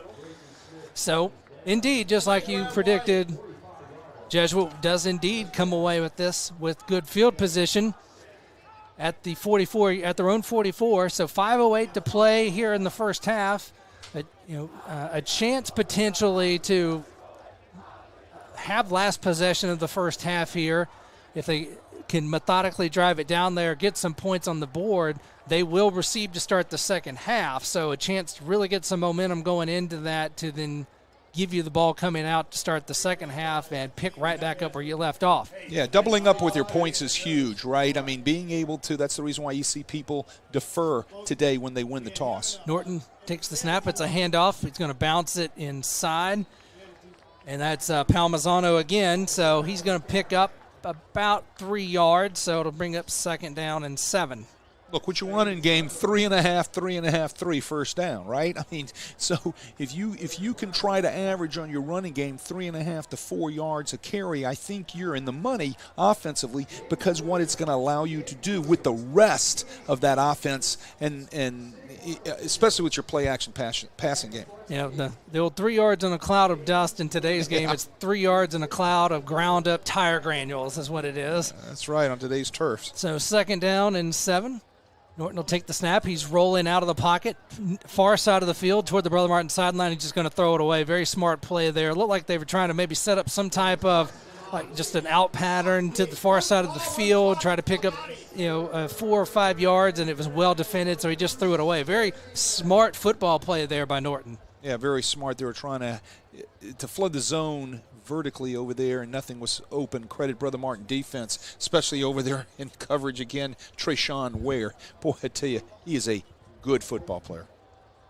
And you definitely don't want to throw the ball anywhere where he can get a hand on it, because he's likely to haul it in. Yeah, he's a good football player. He, number 1 in that crimson jersey. You see him at the top of your screen. So Norton will take the snap. He's got 4 receivers looking to pass. He's going to dump it to a receiver just coming across the middle in the flat. He's got a 1st down out across the 45. So from the 47, that's number 3. So Caden Sanderson just floated out there, makes the catch. He gets it up to the 44. So that will be a 9-yard pickup and a 1st down. Yeah, the tight end did a nice job right there, and I think they had Palmisano lined up at tight end, kind of ran a little pick route. You can call it rub, you can call it pick, just depends on the side of the ball that you're on. Did a nice job rubbing off the linebackers right there, which allowed the fullback Sanderson to get out in the flats. So it'd be a handoff to Palmisano, nowhere to go there. He's going to lose 2 yards back to the 46, to the Brother Martin 46, will bring up 2nd down and 12. First time tonight I'm calling Jaden Weber's name, number 42 for the Crusaders. He comes in as their tackle leader of that defense. He cuts in right underneath the block and makes a nice tackle on the Jesuit running back. So to bring up 2nd and 12 from the Brother Martin 46 for the Blue Jays, 3 minutes, 40 seconds and counting left to play here in the first half. Norton in shotgun. Now we'll have some movement. With motion to the near side of the field. Norton rolling out, far side, looking to pass. The pass is incomplete. He had underthrown the receiver anyways. Had Trayshawn Ware, surprise, surprise, come diving in, trying to make the play, but the throw was too short anyways for him to try to sneak away an interception, so it'll bring up 3rd and 12. Yeah, the intended receiver was LeRae. He was open right there on the boundary. The ball was just underthrown. I tell you what, a tad bit higher off the ground, that would have been picked by Ware and might have been gone for 6 down the boundary. He's,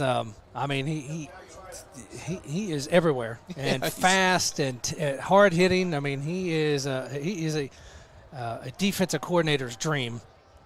So 3rd and 12 from the Brother Martin 46. Jesuit looking for something to keep the drive going. Norton looking to pass. Now he's going to just hold on to it, try to go up the middle. And boy, he is picked up off the ground and leveled by number 99, Nathan Malik, for the sack. A 2-yard loss on the play. Yeah, credit another one to his 1 sack coming in, right? Look at this. He's going to put that on a highlight film, and in about 30 years, he's going to be showing that to his kids. Right? I mean, look when Daddy, body slammed the quarterback from Jesuit, right? So he's going to be putting that on some sort of highlight tape, I'm sure. Absolutely. So 3rd and 14, the Blue Jays will now have to punt. So the drive ends and without any points for them. Punt is hauled in at about the 25. He's lost the ball. It's on the ground. He lost it at about the 25 when he took the hit. And we got a pile on the ground. No clue who's got the ball right now. The officials are trying to figure it out. Well, this is the 3rd time that the ball's been put on the ground by Brother Martin. Oh, so he lost the ball before he took the hit. Yeah, and it just popped out. Looked like he just wasn't holding that thing tight enough, and it scored it out. Still no idea. Jesuit's saying they have the ball, and indeed they do. Trying to see who the Brother Martin receiver was on that. Was it number 15? He's the one, Rowan Lipscomb. Was he the one on the carry? Couldn't really see from the angle. But... Well, second big turnover of the game, if I'm not mistaken, correct? Yeah. So here we are. Again, Jesuit gets the ball on the turnover, and they're sitting pretty now inside the 30-yard line of Brother Martin. Turnovers and a couple of mistakes are kind of driving, things for Brother Martin right there. They need to kind of snap out of that. Jesuit needs to take advantage of all these field positions. If we go back all the way to the first quarter, how many times have they had the ball in great field position and, only come away with 7 points? Yep, so now inside the 30 at the 28-yard line, 1st and 10. A little pass out in the flat up to about the 24. It'll be a 4-yard pickup.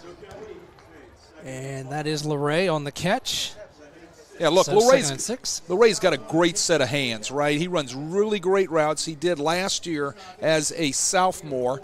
He's kind of their he's their guy. That's the guy that Norton relies on. He's looking for him a lot of times in all of these routes, right? He comes in with 363 yards and 3 TDs on the season. So 2nd and 6 from the 26. It'll be a handoff up the middle. And it's going to pick up about a yard, maybe 2. Nice stop there by the Crusaders. Just grab a hold and not let him go. That was 26. That was Roniger on the carry. So Roniger will get it from the 26 officially. They're going to put it at the 23. So a 3-yard pickup. So it'll be... Look, huge 3rd down right here. You got to make sure you have the proper call. So clock's ticking down with 1 timeout. If you have any inkling that something's wrong, you're going to have to use that timeout right here. It's actually a 1-yard pickup. So 3rd and 5 from the 23. Fakes the handoff, looking to pass. He's got a man open.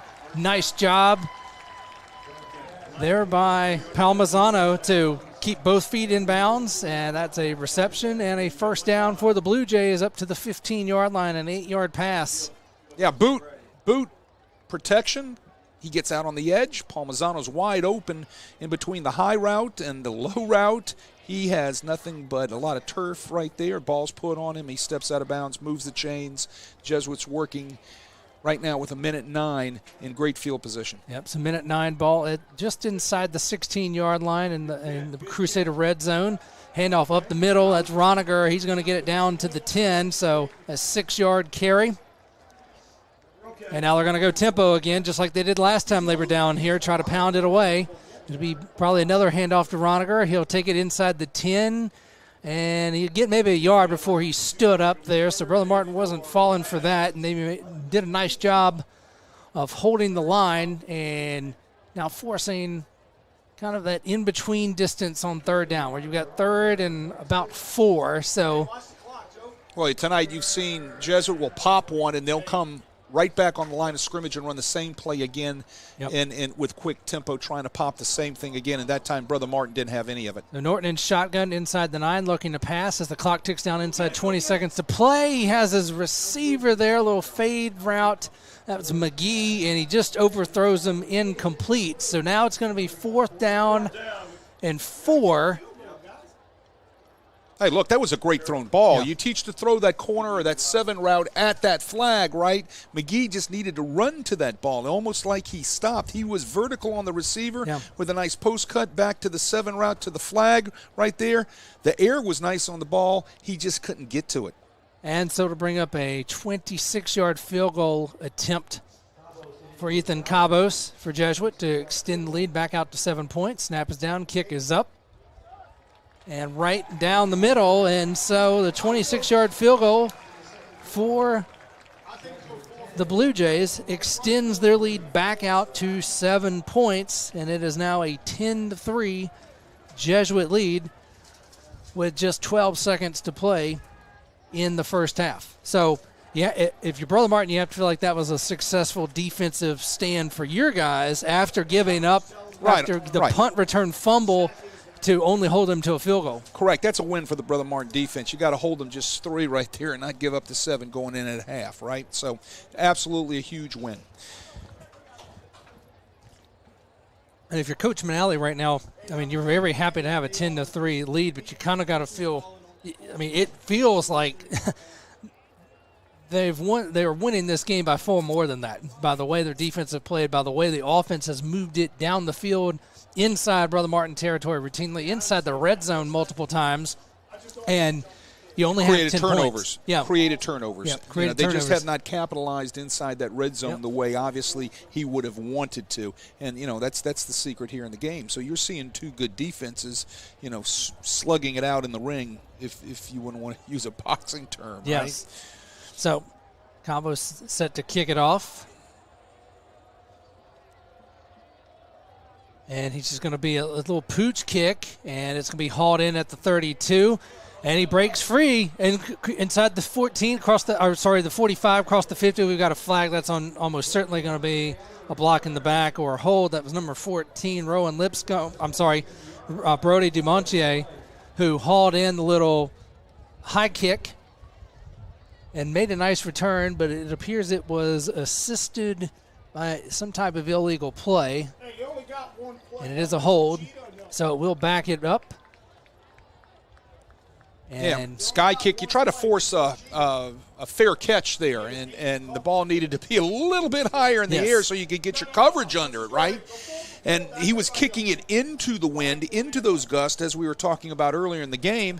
And usually you try to get that ball to get held up by that wind, so it's going to put that returner in a bind, right? Mm-hmm. Ball was a little too low. Yeah, either need to be shorter or higher, like you said. Yeah. So saw North Shore pull off that exact kick a couple weeks ago against John Curtis. So, I mean, a nice time to pull that there. You got nothing to lose. But Brother Martin's going to line up. They're just going to take a knee here and go into the locker room, and I think just feel kind of thankful that it is only a 10-3 Jesuit lead. So an action-packed second quarter and an action-packed game so far here, Wade, as Jesuit has a 10-3 lead going into halftime here in this district game at Tad Gormley Stadium. Yes, sir. Thank you. So initial thoughts on the first half action.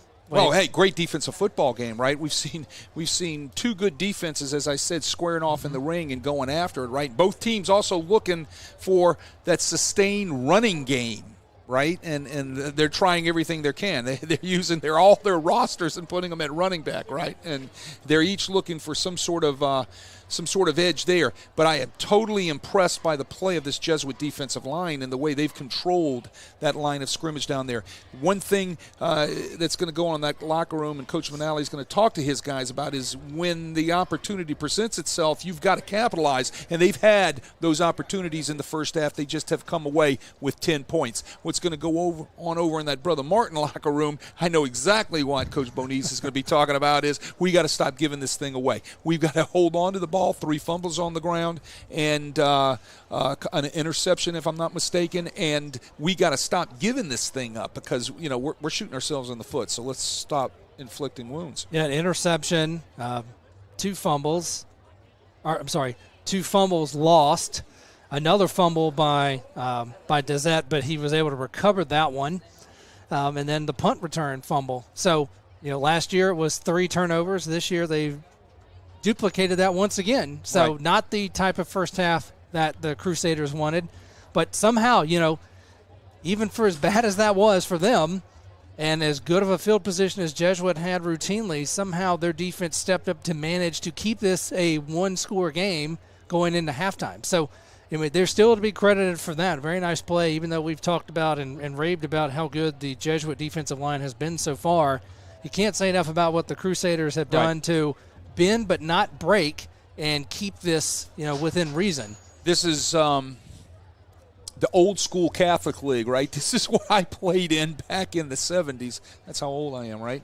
And, games were won 7-3, 14-7, 21-14. 10-7. These were the type of games that were played back in the Catholic League back in the day when everything was defense, pound the ball, run the ball, that sort of thing, to be able to try to just eke one out. And that's what we have here tonight.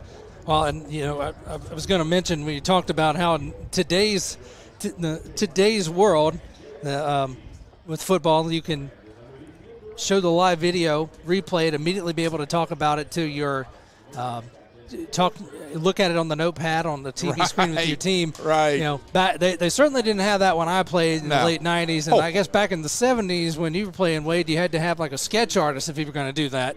Well, Matt, they just got that in Division I NCAA football, which was the new rule passed this year, that they can have telecommunications on their boundaries. Do you remember the days in the NFL they used to slide the picture all the way down the wire from the top of the dome, right? So, the NFL is just caught up to the high schools in regards to telecommunications on the boundary. So that just got passed. So yes, they can go in their tent, they can sit there and look at that, and they can give immediate feedback to their coaches as well as to their players to get things fixed. Wish I had that. I was always yelling at officials. So while we're at halftime here and have a moment, I'll briefly go over some of the first half stats here. For Brother Martin offensively, not a whole lot. Dazet, 5 of 11, only 20 yards, the interception. Rushing as a team, 14 rushes, -3 yards offensively. Julian Cutter, who's splits being the bell cow with Alex Diaz, 5 carries for 0 yards. Diaz has 2 carries for 1 net yard and a lost fumble. Jeremiah Burton leads the Crusaders rushing with 3 carries and 7 yards. From a receiving standpoint, not a whole lot of action there either. As you've got Jonathan Sigio with leading with an 8-yard catch, and then you had Brody Dumanche with a 12-yard catch, and that's pretty much the bulk of the receiving for the Brother Martin Crusaders. So very limited offense for the Crusaders so far here in the first half. For Jesuit, a much rosier picture for the Blue Jays, as Taylor Norton has got a pretty nice, decent stat line, 8 of 21 passing, 119 yards. Bulk of that, of course, coming on the 66-yard pass to LeRae on the third play of their first offensive drive. Rushing as a team, 14 carries for 29 yards. James Roniker, 7 carries for 14 yards and a 4-yard touchdown. He's also got a fumble, but they did not lose that one. Palmisano, 5 carries for 8 yards. Burks, 1 carry for 9 yards. And then Taylor Norton has got 1 carry himself for -2 yards. Receiving, LeRae leading the way, 2 catches for 70 yards. Burks, 2 catch for 15. McGee, 2 catches for 17 yards, and he's also got the strip takeaway that Trayshawn Ware took away from him on a 5-yard catch, where then he returned it down to the 2-yard line. And then Sanderson there late in the second quarter, a 9-yard catch, 1 catch for 9 yards, and then Palmisano also with 1 catch for 8 yards. So much rosier picture offensively for Jesuit. No surprise considering how often they were in Crusader territory, but it's really surprising just how bleak the offensive stats really are for Brother Martin. So, yeah. I mean, and then the turnovers. Those turnovers are just the thing that makes it even bleaker, right? So, yes. And I'm sure that's being addressed, of course, by Mark Bonice. That's, I would be addressing it.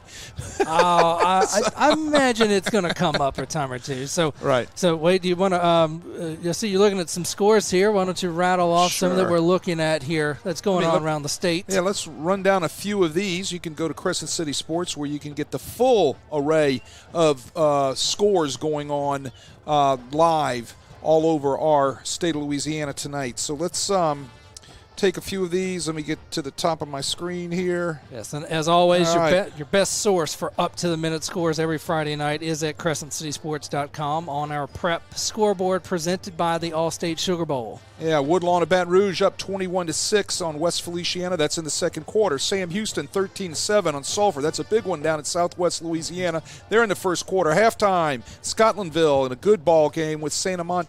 Scotlandville's up 20-14. John F. Kennedy, kind of one of the surprise teams in the New Orleans area. Great quarterback, does an outstanding job. Those guys over John F. Kennedy are kind of rolling right now. They're up 16-7 on St. Paul's at halftime.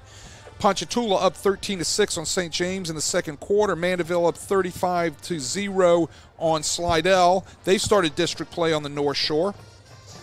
Parkway, Natchitoches Central, first quarter 0-0. Big ball game up in North Louisiana tonight between Neville and St. Thomas More. 2 really fine football teams that will figure to be around when it comes playoff time. Neville up 24-0 at halftime. Wow. Leesville, you're right. Leesville 20-6 over Pineville, which is a rivalry. Hahnville is rolling 21-0 over Terrebonne. Terrebonne has been playing good football as of late for these past 4 weeks. Hahnville seems to have gotten themselves back on track. Hammond 0, L.W. Higgins 0. Excuse me, I'm sorry. I didn't look at the date. That's tomorrow. First quarter, Huntington and Houghton. Huntington up 19-0 in the first quarter on Houghton. Big one right here. Destrehan up 29-0 on East St. John. That is halftime in the River Parishes. And how about this right here in the New Orleans area? In the second quarter, Holy Cross 20, Edna Carr 12. Wow, there's another shocker so far.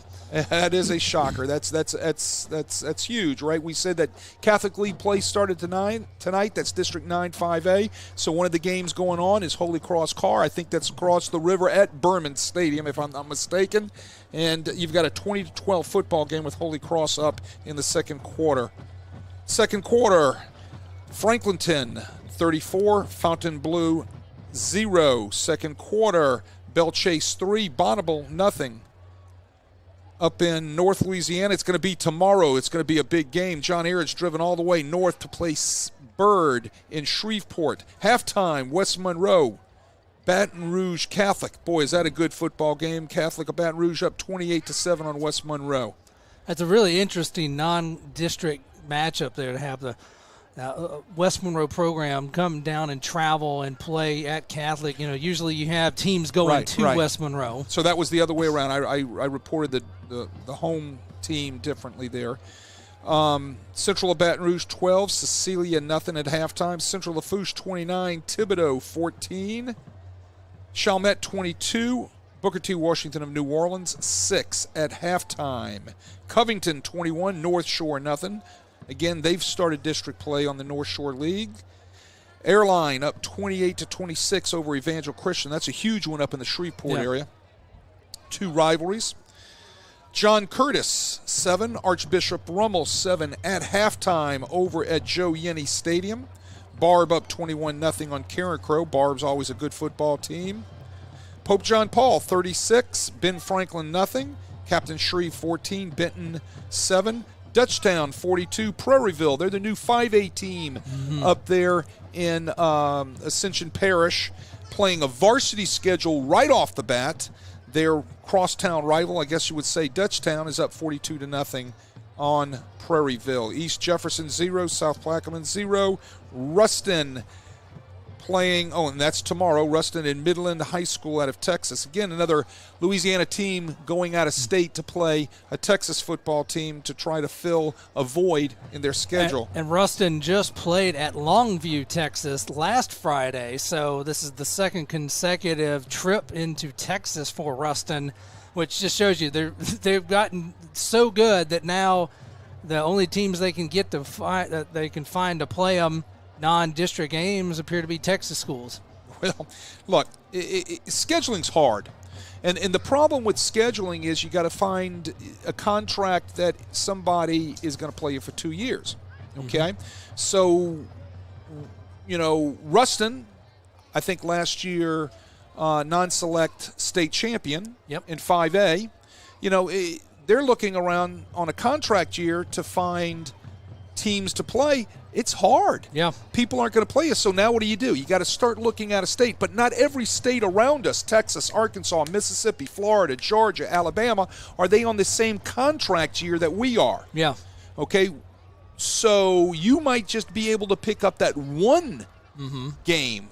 Usually you might have to travel because you're calling and begging. You don't want to buy on the 4th week of the season or the 3rd week of the season. So you agree to travel to Florida. You agree to travel to Georgia. You agree to travel to Texas, right? And look, been there, done that. You just want to play. You don't want to buy. Your kids want to play. And so you will go wherever you have to go to get that game. Yeah, and Midland is a healthy haul. Yes. And I believe, I believe they're playing that game back in Longview or Tyler, Texas this week. They agreed for it to be a neutral site game. So last week's game was at Longview against the Longview Lobos. This week's game, I believe, back at Longview High as a neutral site game against Midland. So not as bad. only maybe about a 3-hour haul from Ruston versus a 10-hour haul. 10-hour haul, right. Yeah, absolutely. And that's good.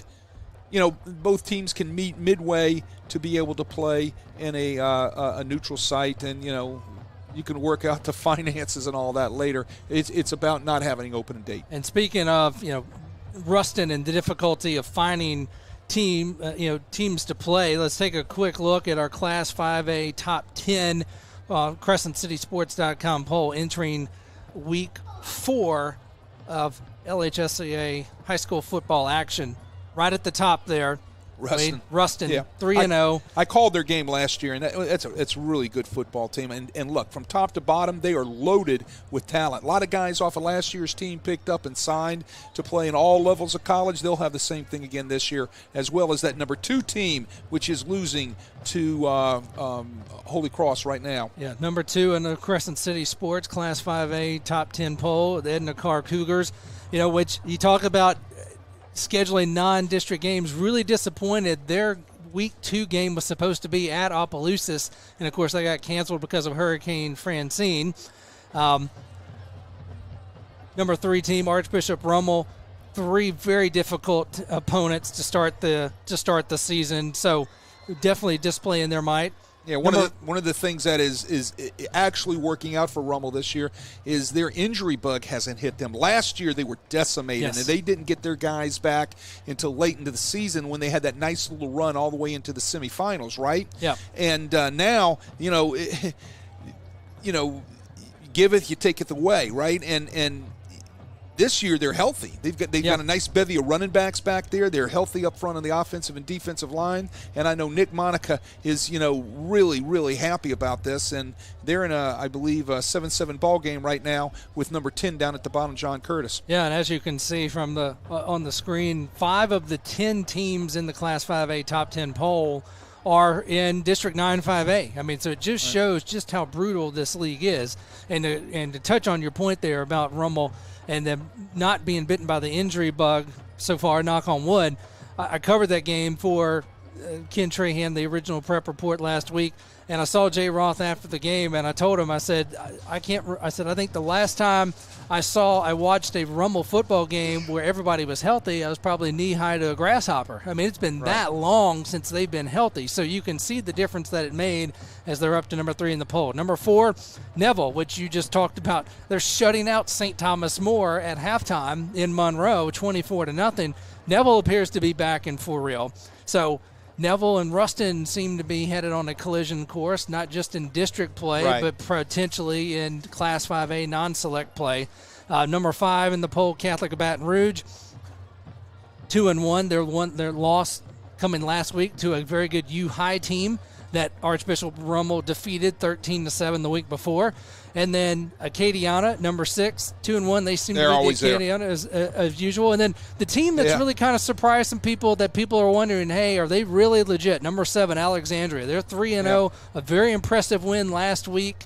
In recent years, they have been able to score points and light up the scoreboard, but in the big games, they would seem to falter, or a team that was big and physical could just wear them down. This year, the talk is that that's a different ball club. That could be a team that could really make a deep run. Well, Alexandria is the team that knocked Brother Martin out last year in the second round of the select playoffs, right? Yes. Division I select playoffs. So, Alexandria is back in tune, and,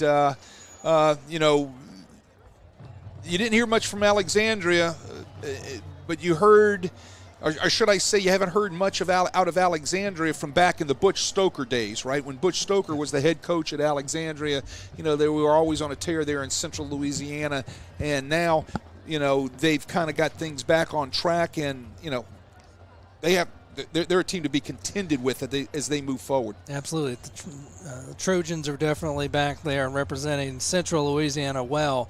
And then number 8 in the poll, of course, Brother Martin Crusaders at 3-0, and number 9 in the poll, St. Augustine Purple Knights at 2-1. They seem to be getting the ship righted under first-year head coach Robert Valdez, which it is St. Augustine night at Francesca's by Katie on the original.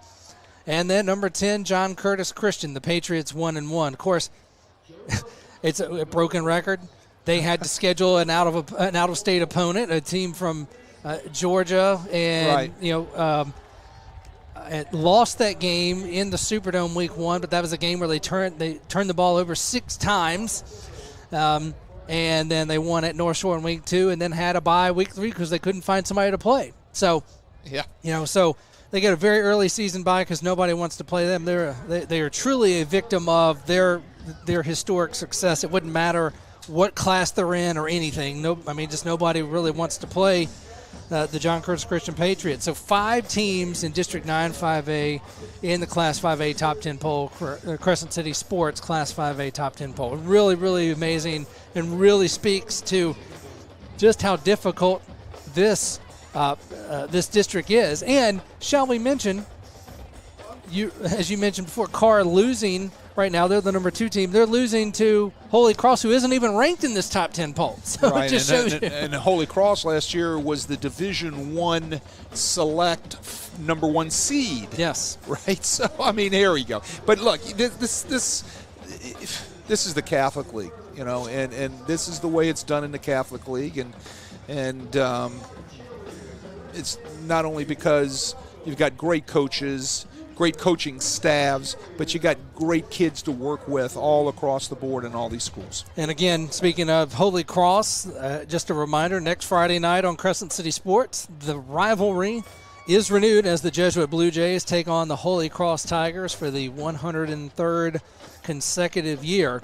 Our coverage begins at 7:05. Ken Berthelot joins Wade on the call next Friday night on CrescentCitySports.com, where no subscription is required and the content is always free. So we see the teams walking out here, Wade, getting ready to stretch and warm up to begin the second half. So we can probably paraphrase what Mark Bonis said to the team at halftime. But if you were in this boat, you as a coach, you can either chew them out, or you look at what transpired in that first half and look at the positives and build off of that. So, well, the first thing you talk to them about is that we have got to stop shooting ourselves in the foot with the turnovers, right? Yes. So ball security is the key.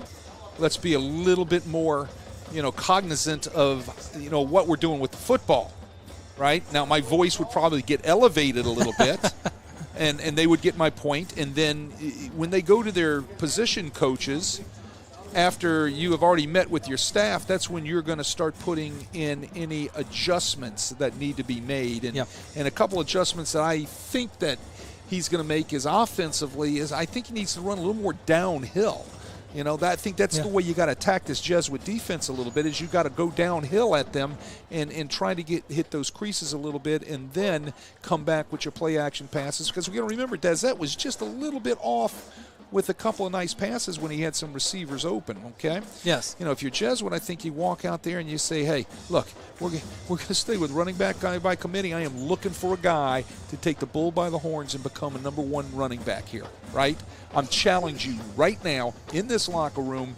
We will run the football. If we can run this football tonight, we're going to win a football game. So I think what he did is he needed to challenge his team to be able to find a way to run the football. Well, and then look at that defense and say, hey, guys, we got to continue playing and being opportunistic the way we are. We're doing a great job. Continue what you're doing. All right, let's go talk to our coaches.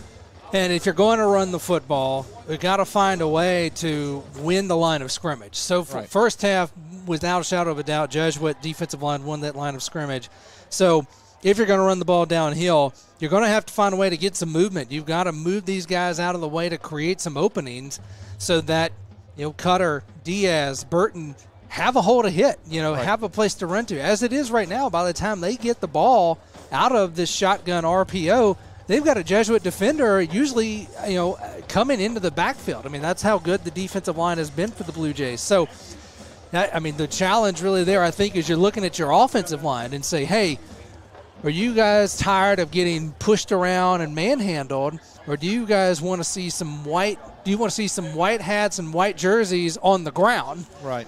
And really challenge them to step up here and try to take over and control that line of scrimmage. Because if they can get some blocking, you're exactly right. Not only can they get some running going, but then they can get Dazzit a little bit more time where maybe he's not having to throw under duress, and maybe he's able to connect on a couple of those passes that he was off by just a tad. Right.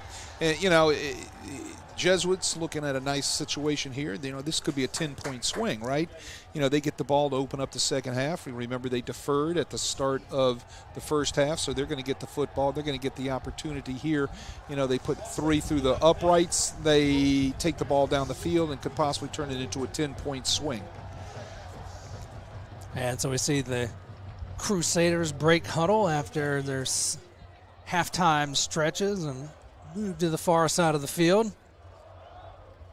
And we'll see the kicking team come out to kick it off to the Blue Jays. And quickly here, if you're Jesuit and you're Coach Manali, you got to look at your offense and say, guys, we are moving the ball. We are almost moving it at will. We've got to find a way to end every drive with points, not turnovers, not missed field goals, not a turnover on downs. We get inside their territory that many times, we need to get more than 10 points. We've got to be opportunistic, no doubt about it. So, Brother Martin, we'll get set to kick it off. We'll see. That's LaBouffe setting up. He's going to go back to about the 5-yard line. He'll be the deep man on the return. Just a little point, too, going with the wind into the open end of the stadium affects that football. Brother Martin will be going that way in the second half. And so the ball goes off of LaBouffe and out of bounds, and that's a miscue right there because the ball was tailing toward the sideline, and I think if he had left that alone, Wade, it would have hit the ground and probably bounced out of bounds before it crossed into the end zone for a touchback. Instead, he tries to catch it. It bounces off of him and goes out of bounds at the 6, and now Jesuit's got the ball first down and 10 at their own 6-yard line to start the second half. Definitely. Yeah, that's a tough decision to make. He made the wrong one, right? I mean, that's just, that comes with experience. Yep. So that's a football lesson there that I'm sure he'll learn for the next time. So Norton line up in pistol formation. He's going to hand it off, and the running back is going to be met for no gain. It's probably going to be a loss of a yard, maybe a loss of 2 back to the 6, as that's Palmazzano who just gets met immediately by several Brother Martin Crusader defenders. Yeah, led by Nathan Malik, one of those defenders. Nice job in the backfield by number 99. The Crusaders getting back there, getting off the block, getting penetration, and he gets smacked right there in the teeth. Yep, Malik just stopping him for a loss of 2nd down and 12. And your Jesuit here, you gotta be careful. You're now inside the 5.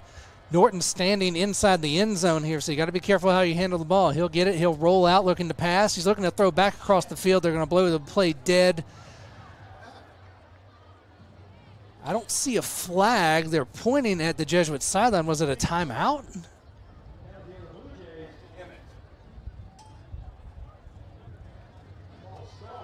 Looks like so it is a false start. Yeah, it looks like we didn't really get the signal. He gave the signal so fast that we didn't get exactly what it was, but it's coming to us up here as a false start, and now they're ready to play. Jesuits' back is against the wall inside the 2-yard line. So it'll be half the distance to the goal, so it'll be a 2-yard penalty. It'll move them just inside the 2 like you mentioned, so now it goes from being 2nd and 12 to 2nd and 14. And as I mentioned, you have to really be careful with the ball now as Taylor's several yards into the end zone. Now he's going to run up under center, take the snap, and just try to push forward. He might get a yard, which that's all that play is designed to do, but it gives him a little bit of breathing room now as he'll go from the 2 up to the 3. That's something good to see, that a quarterback these days can go up and take a snap underneath the center, right? It's something that is another one of my pet peeves, is I think every quarterback should be taught how to take a snap from a center as well as in the shotgun, because you never know, like in this instance, when you've got to get yourself a yard or 2 yards or an inch or whatever it is you've got to get, and you're going to do a lot better if you're underneath the center getting the snap, right? Yeah, don't even get me started on that. There's nothing I hate more than seeing a team at the 1-yard line lined up and shotgun for an RPO. It's like, that's not football. So 3rd down and 13 from the 3. Norton will take the snap, fakes the handoff, looking to pass. He's got time. He's got a man over the middle. It's McGee. He's got it at the 40. He's behind the defender. 35, 30. Ware's trying to run him down. 20, 15. He's not. That is going to be a 97-yard touchdown pass to Calvin McGee. Wow.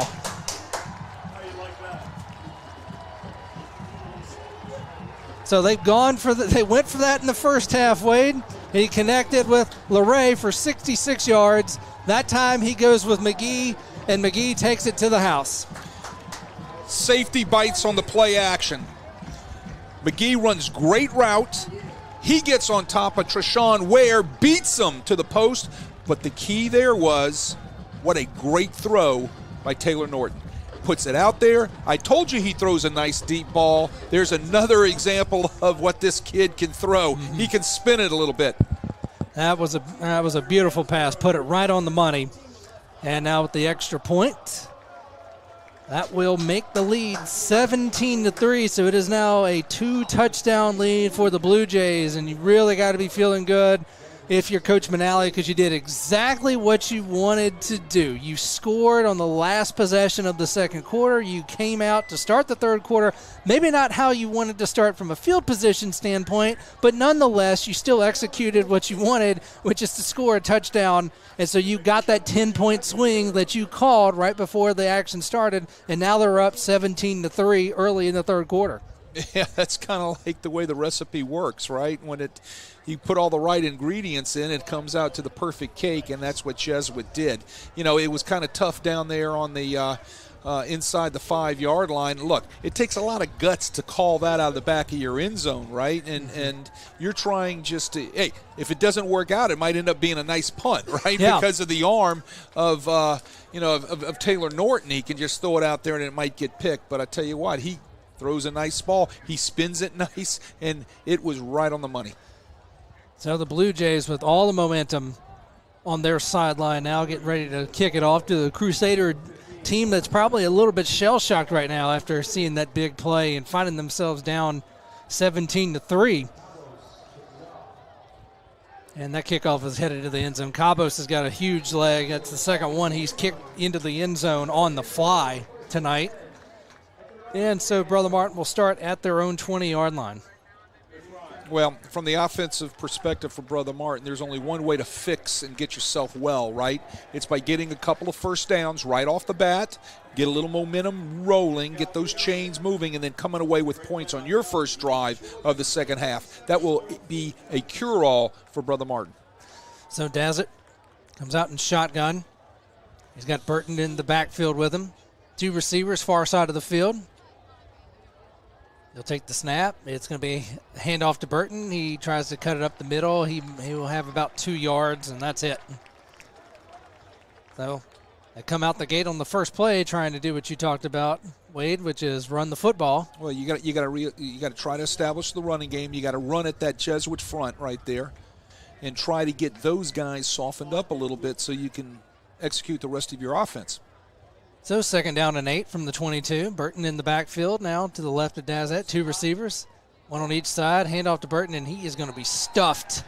That was number 0, Zyron Forstall, who was immediately in the backfield and made first contact.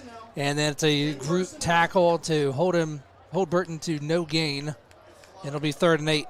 Right. Well, Zyron Forstall is one of those returning starters. He's a sophomore. He started last year as a freshman, 6'3", 230-pound athlete, right?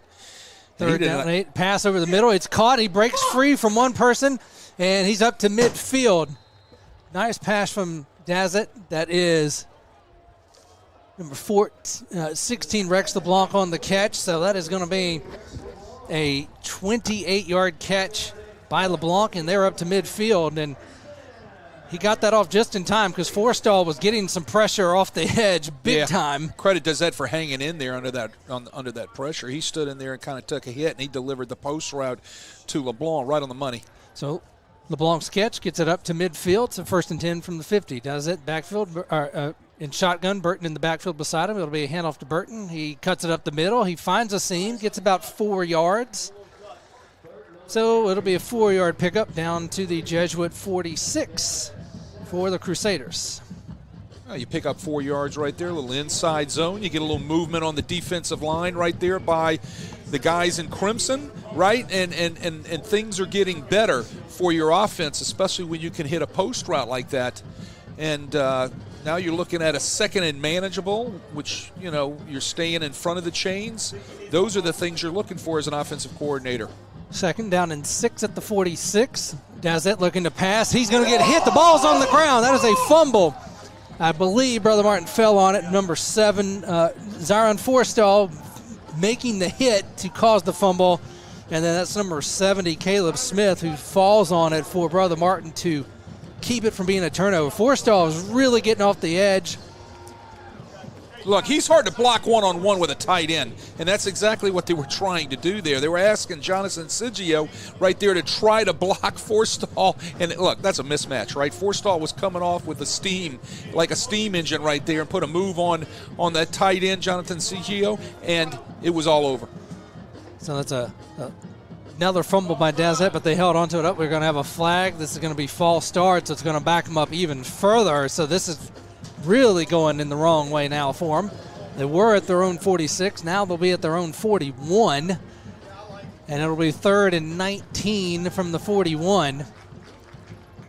Look, when things go bad sometimes, things can just kind of keep plummeting, right? It's kind of like the domino effect, and you got to somehow get something positive going to be able to stop those dominoes from falling down, and that's what Mike LeBlanc, the offensive coordinator at Brother Martin, needs to do right now. So 3rd and 19 from the 41. Doesn't get the signal. He's got 4 wide receivers, twins on either side, Burton in the backfield. Takes the snap. Forstall coming with the pressure. He gets away from it. He's going to step up and pass. And he was going for Burton, and Burton kind of short-armed that. Looked like he was trying to catch it, then brought his arms in. I don't know if he thought it was going to somebody else or if he thought he was about to get lit up, but nonetheless, it's an incomplete pass, and they'll have to punt. Well, here's the deal. What do you do when you can't block Zyron Forstall? You hold the heck out of him, and he just got his tail held. I'm surprised there was no flag. Bad snap, but Brother Martin the punter is able to get the punt away, and it will take another Jesuit bounce. Almost, that's the 3rd punt that's taken a Jesuit bounce where it's hit and then gone backwards, and it will be downed by the Crusaders at their own 33-yard line. So Jesuit will take over 1st and 10 at their own 33. So Brother Martin moved the ball there. Wade, they got it to midfield, and then hit reverse and ended up having a punt. Well, Zyron Forstall had something to do with that, right? When you sacks make things happen, it starts that domino effect, right? Yes. So if you can beat a guy off the edge and you can be in that quarterback's face, boom, boom, things start happening for you, and that's exactly what started happening for Jesuits defense. Yeah. Credit number 0, Zyron Forstall, with that happening. Norton looking to pass. He's going to take a shot down the field. He's got a one-on-one with LeRae. LeRae and Ware were going at it. And the ball bounced off of Ware. LeRae was looking for a call. I mean, they both seem to be pushing to me there, so no call. Right. Well, Ware didn't bite on the double move, right? It was a double move by LeRae. He does a nice little out and up, shows the numbers, and then tries to get vertical. Ware did not bite on it. You just saw the tail end of it right there, and the ball hits Ware. Ware's all over it. Good route. And Ware's good defensive play. Ware is down. I wonder if he might not have a cramp after that. He's at the 20. I mean, sitting up, and he's leaning down. This seems to have an indication of a cramp. He's going to have to go out of play. You know what I would do? I'd go right at him. Yep. That's what I would do. I believe he's their best defensive back there, even though their secondary is real good, well coached, but he's the guy that makes it all click back there. And he's down. He's going to have to go out for a play. Let's hope he does not have anything major. But I would go right at him if I was an offensive coordinator. Yep. So Coach Bonise out to come and take a look at it. So while we've got a brief injury timeout, let's remind you that tonight's 3rd quarter is brought to you. Tonight's coverage in the 3rd quarter on Crescent City Sports is brought to you by Game On Social Hub at 2421 Veterans. And there is Trayshawn Ware getting up and walking off the field under his own power. Brought to you by Game On Social Hub at 2421 Veterans in Kenner. With a full-service restaurant, arcade games, bowling, axe throwing, and laser tag, Game On has it all. They're open till midnight tonight. And on Monday nights from 6 to 7 p.m., join Ken Trahan and special guests for live football conversation on 106.1 The Ticket, leading right up to the Monday night game. I want to go axe throw. That sounds like a lot of fun. My wife doesn't want to go. She says she'll throw the axe at me. Well, don't go with her then. Send her, sneak off, send her shopping, and then go throw the axes, or just go and be the special guest with Ken one night. He sets up right beside it. There we go. Norton takes the snap and he will hand it off. So they do not take advantage of Ware being out of the game and try to throw it. They do a handoff and they get a minimal gain. As that's Roniger who had the handoff. He's going to get about 2 yards. It'll be 3rd and long. Remember, Roniger's a linebacker, right? He's a bruiser. You can see him running off the field there. He's a put-together dude, right? So he's coming off the field. He's got a lot of playing time tonight. He's taken a few snaps offensively and has been running sideline to sideline defensively for this Jesuit defense. So a 3-yard pickup by Roniger. It'll be 3rd and 7. Norton takes the snap, looking to throw, get pressure coming. He throws it out there. He just airmails it. It is intercepted. That is number 7, Caden Goodman, who picks it off for the Crusaders. And then a nice open field tackle by Burks to keep him from getting any kind of return.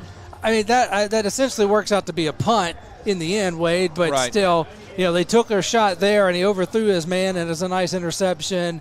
by the Brother Martin defense. Well, I think they were going back at the backup corner that they had out there, picking on Goodman because Ware was out, but he airmails that ball. That was, a bad pass. Statistically speaking, it's going to go down as an INT. Technically speaking, it's a punt, but you 3rd and 7, you're trying to get those sticks, right? You got to keep things moving, and, with a 2-score lead right there, you don't want to give any momentum to your opponent. And he was a little bit rushed because the defender was coming unabated at him, so he might have felt it. A handoff up the middle, big hit. Surprise, surprise, Forstall, who does it all, makes the big tackle and stops him for no gain. It'll be 2nd down and 10. Dude, you're a poet and didn't know it. Look at that. Somebody's flipped the switch on Forstall this half, right?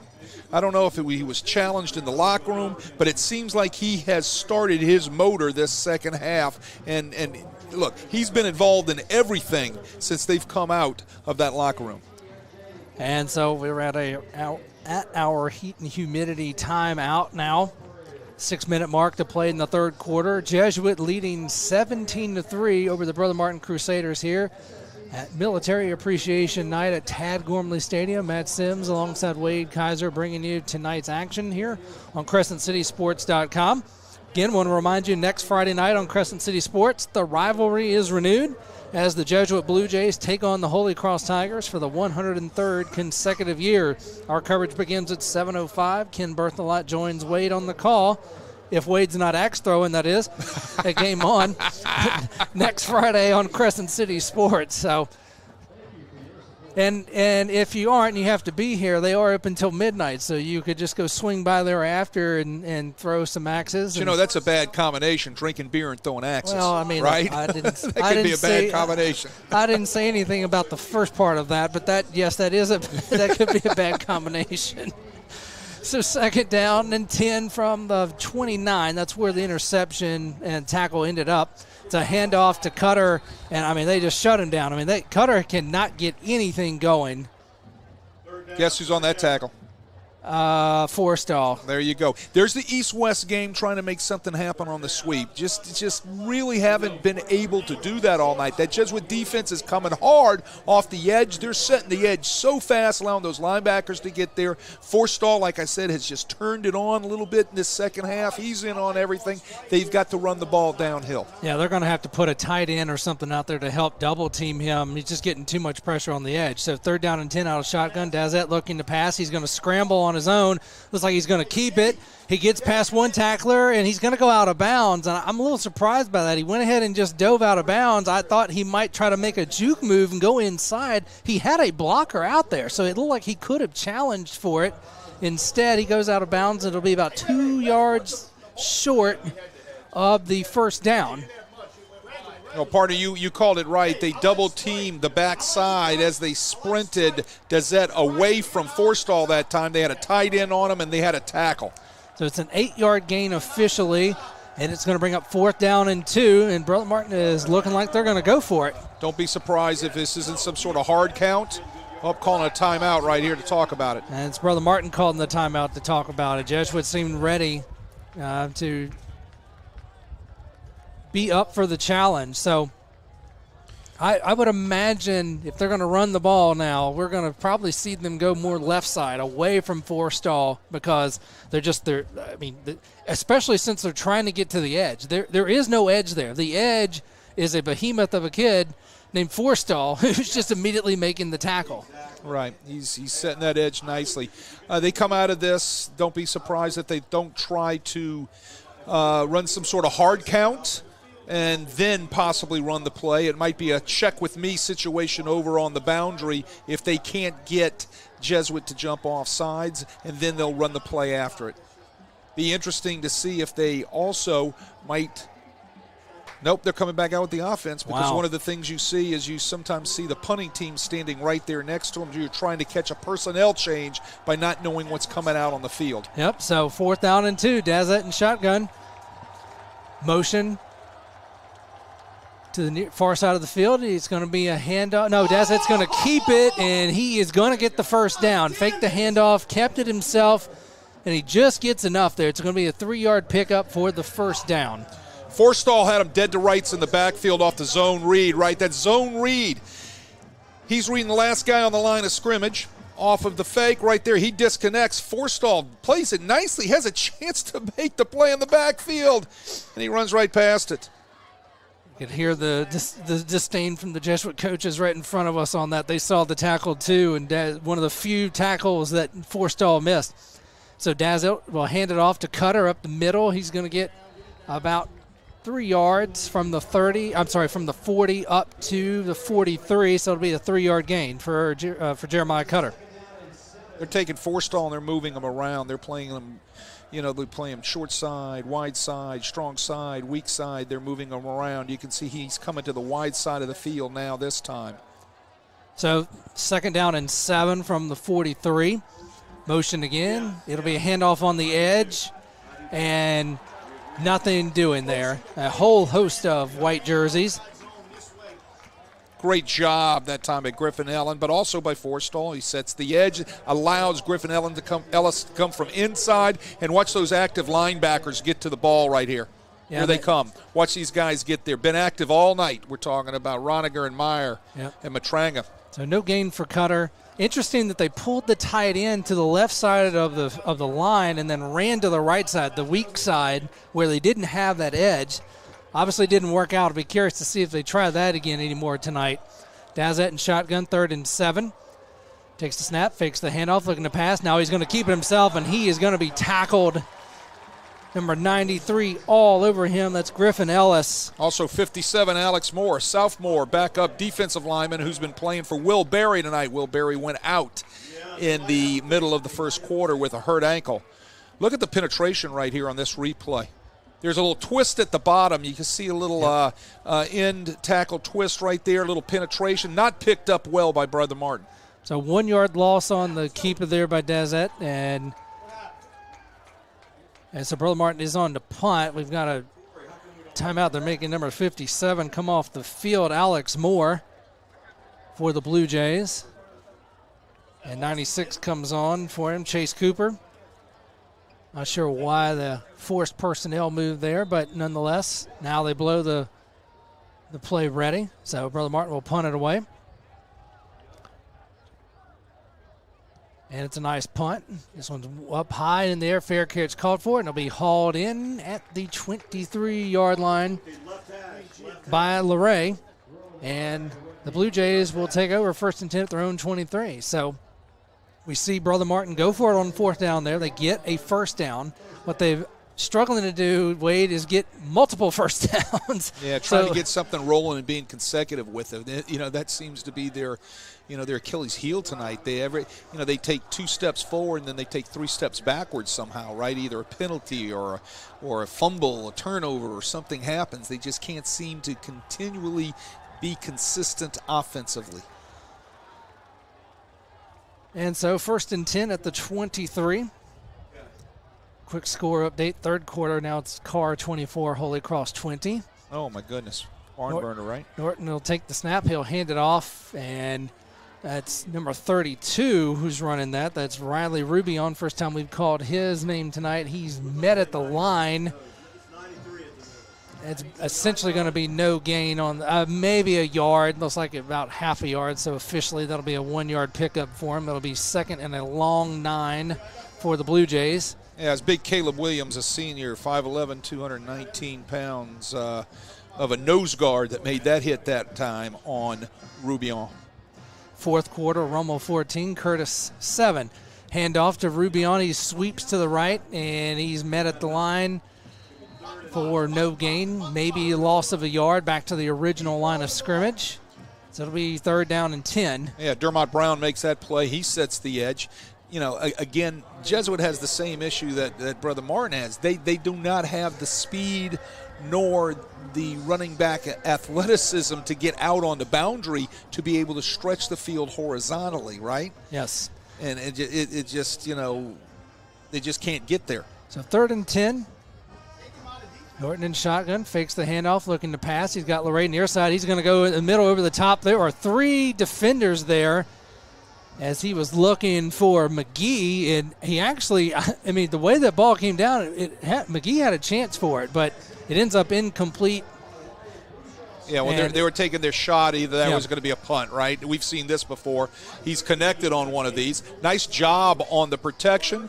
And then what does he do? He just airs it out on a one-man route into 3 defenders that are all over McGee. Yeah, that was a sellout by the Brother Martin defense secondary to not give up the big play. LeRae was just standing there at about the 30-yard line with nobody near him. I mean, it could have been an easy first down if he just checked down and threw it to LeRae. But nonetheless, it's 4th down, and the Blue Jays are punting it away.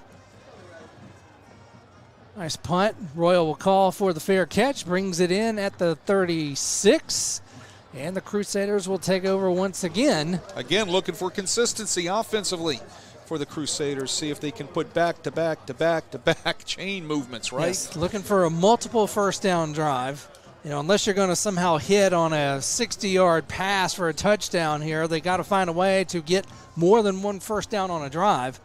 As we get near the final moments of the third quarter, only 1:17 left to play, and it's a 17-3 lead for Jesuit. So, you know, not quite panic mode, but certainly time to have some sense of urgency about you, considering the lack of success. They're still in this thing. They just got to get something happening, and they've got to continue moving forward and moving the chains. Dazet takes the snap, fakes the handoff, throw it over the middle. He's got a man wide open, and he misses it. It was Easton Royal.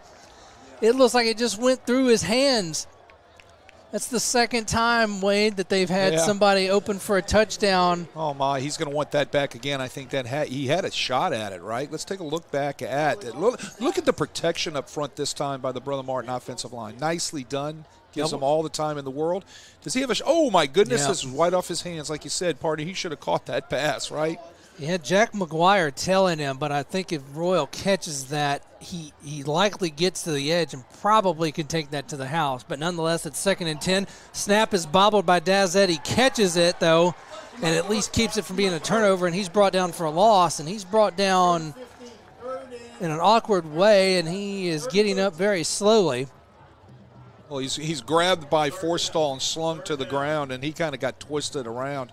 Let's take another look at it. Look at Forstall right there. Doesn't lose contain. He gets lateral fast to be able to contain Dazet and just twists him and throws him to the ground. Dazet's a little befuddled right there. It's very slow getting up. So as he shakes that off, it's now 3rd down and 12, 35 seconds to play in the third quarter. And looking for something here. And he's looking across the middle. He finds his receiver at about the 37, and he's going to get about another yard, but there's going to be a flag coming here for an illegal block on Alex Diaz after the catch. He wasn't anywhere near the first down anyways. So I imagine, I have to wonder if Jesuit will decline this. The hold, so they will decline it to set up 4th down. So in the end, it will be a 4-yard catch.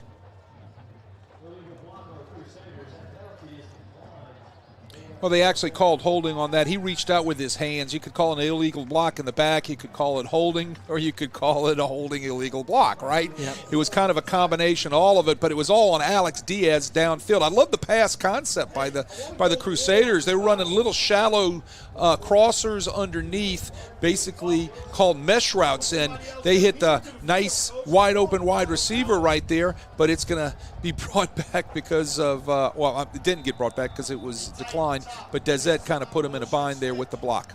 And so Brother Martin will go for it now. 4th down and 7.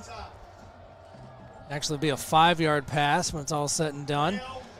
Pressure coming. He evades one tackler, keeps it himself to go up the middle, and they bring him down for a loss. But it's just that rush. There is that rush again, Wade, and just I know hindsight is 20/20, right? But foresight right there, he needed to punt that football, right? Yeah. I mean, you're still in this football game, fixing to turn into the fourth quarter, and they haven't been able to block these guys all night on their pass rush. Again, Griffith Ellis gets home. Also, number 55, Oliver Burgow. He's a sophomore. He gets home, right? And now the Jays take over again. All night long, it seems we've been saying that Jesuit has been taking the ball over in great field position. This is another great opportunity. They go up 3 scores. They could possibly put this thing away. Yep, so now it ends up being a loss of a yard, turnover and down. So 1st and 10 at the Crusader 37. It's a handoff to Rubion, and he'll get a yard, maybe 2 up to the 35. No, I'm sorry, he's going to pick up more than that. He's scrambled his way through and he's going to get all the way down to the 34. It'll be a 3-yard pickup,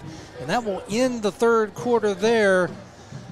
Jesuit in control and threatening to try to put this one away. As we head to the fourth quarter, the Blue Jays leading the Crusaders 17-3 here at Tad Gormley Stadium. So definitely not the way Brother Martin needed any of their offensive possessions to go there in the third quarter, Wade, especially not the way that one went.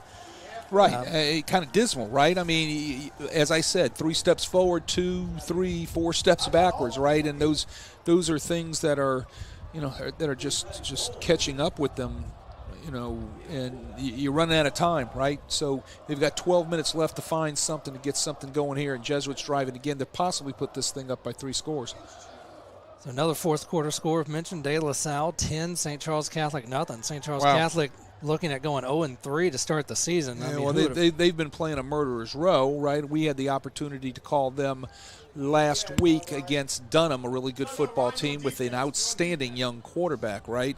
But De La Salle needs to get right, too, because they've been playing a murderer's row schedule. So how about this one? Fourth quarter score in Lafayette. Archbishop Shaw 24, Lafayette Christian 8. Wow. Wow. That's something. That is definitely something. Yeah, the athletic talent at Lafayette Christian it's now a final. Rummel wins 14-7 over John Curtis. So again, another one of those defensive battle royales in the Catholic League, right? Yes, absolutely. So, and still holding 24-20. Carr over Holy Cross in the third quarter. So 2nd down and 7. There's a 3-yard gain from Rubion. Handoff up middle. He breaks free. That's Burks on the handoff on that carry. He's got the first down, eventually pushed out of bounds inside the 25 down to the 23. He's the guy that has a little bit of pop at the running back position, right? Yep.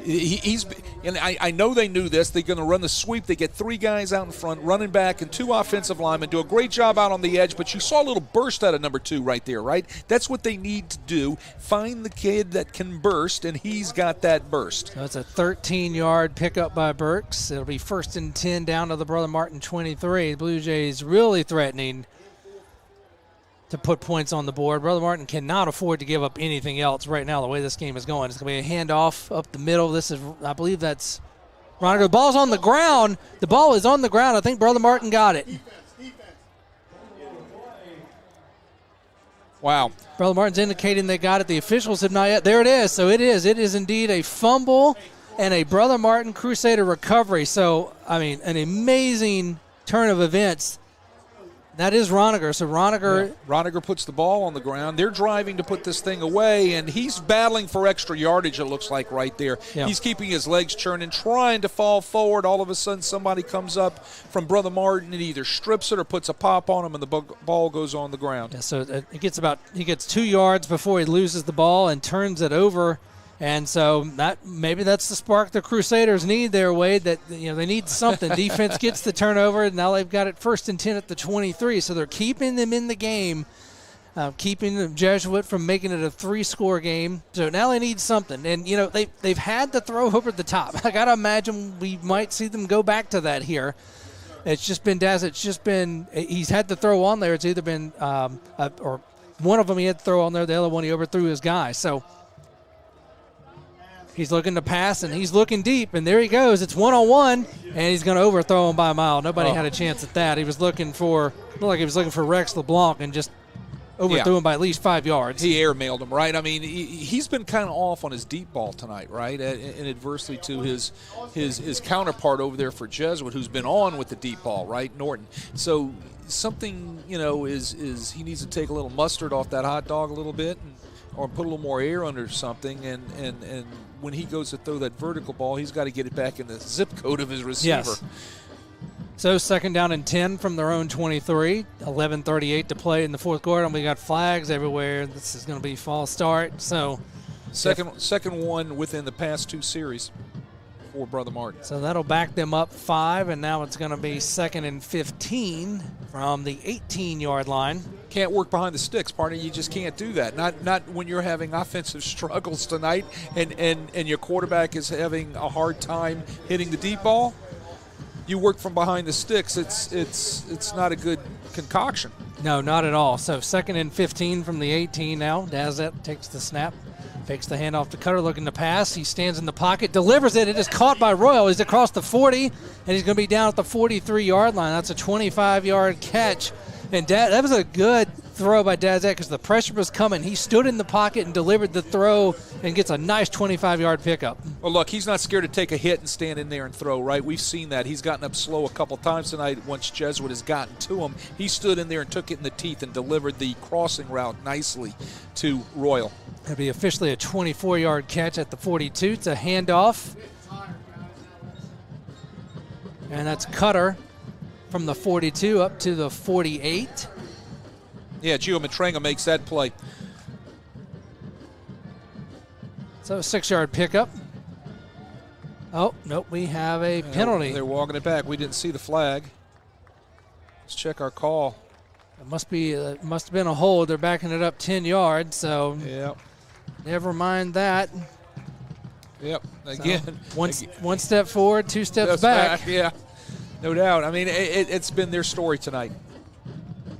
So instead of a 6-yard pickup, it's a 10-yard penalty. It'll be 1st and 20 from the 32. If I have this right, that's Brother Martin's 7th penalty of the game. And it's a handoff up the middle. Nice job by Jeremiah Cutter. Gets his best rush of the night. He's going to pick up all of that plus a little extra. It'll be an 11-yard pickup.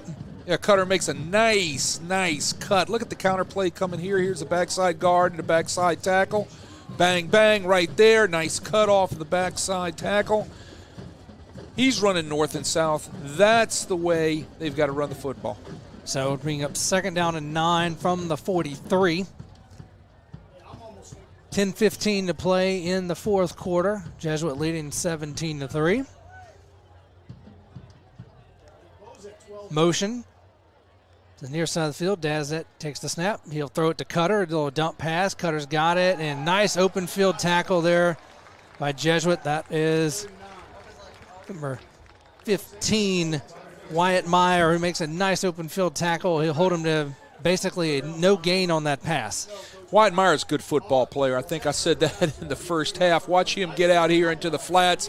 He covers the back out of the backfield, gets off the block. Nice job, makes a tackle. He's one of those returning starters on that Jesuit defense also. He's their tackle leader coming into this game tonight at 18 tackles. So 3rd and 9. Need to get to the Jesuit 48. Dazette under trouble, and he's going to go down. The ball is on the ground. Are they going to say he was down, or are they going to say it's a fumble? Forstall makes the tackle, and Dazette is on the ground. I mean, he was tackled awkwardly by Forstall. Forstall kind of landed on his legs, and Dazette is down. Hey, we need water. We need water. Yeah. Forstall got to him, right, and put the wood on him, and Dazette's having a hard time getting up. All right, let's see if we can look at Forstall at the top of your screen. Nice swim move right there. He gets to it. I like how Dazette climbs the pocket right there. It looked like he was down. Right, and Forstall kind of tackles him and lands on the back of his legs. I think his knees might have been down before that ball came out. They are going to call it down because they've got the ball at the 40 now, so it's a three-yard loss. Yeah, credit Forstall for his motor right there, right? And the nice swim technique to be able to get himself loose to chase down Dazette. Dazette he'll come out of the game for a play, so that'll bring in Hudson Fields, the backup quarterback. So they're going for it on 4th and 12. They need to get to the Jesuit 48. Fields takes the snap. Makes the handoff, stands in the pocket, throws, delivers. It is caught by his tight end. That's a 1st down. That is Sigio again. He catches it on the fly, takes a hit, lowers his head, though, and gets it down to the Jesuit 44-yard line. Hey, love the play design. Let's let the backup throw the football, no doubt. They run a little tight end delay right there. He sets up like he's blocking, and he just kind of sifts out down the sideline. Coverages ran off. what does the young quarterback Fields do? Just dumps them off for a first down. So 16-yard pickup down to the 44. Fields still in the game. He'll fake the handoff, looking to pass. He's wanting to go deep over the middle, and he will. He'll air it out. And is that a catch? No, incomplete. Incomplete.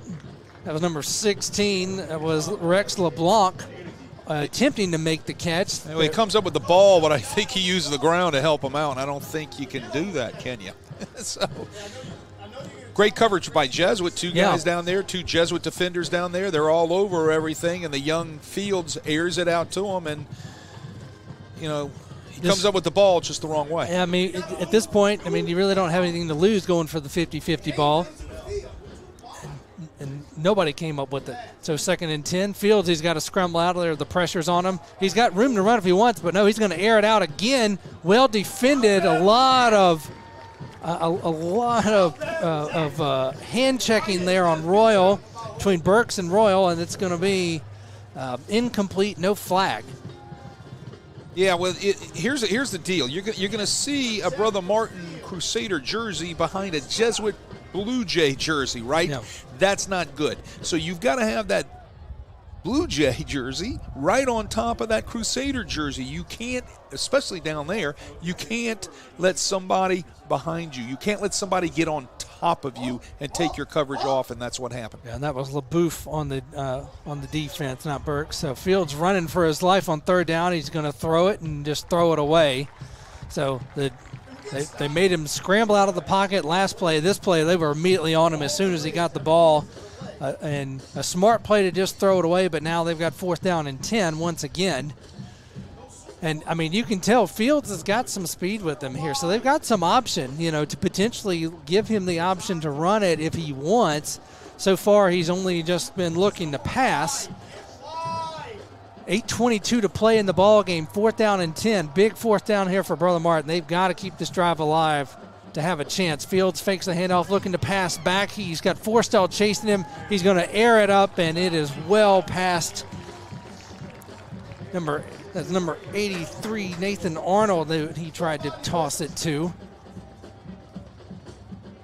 Nico Paulin, he tried to toss it to, and yeah, that was throwback screen.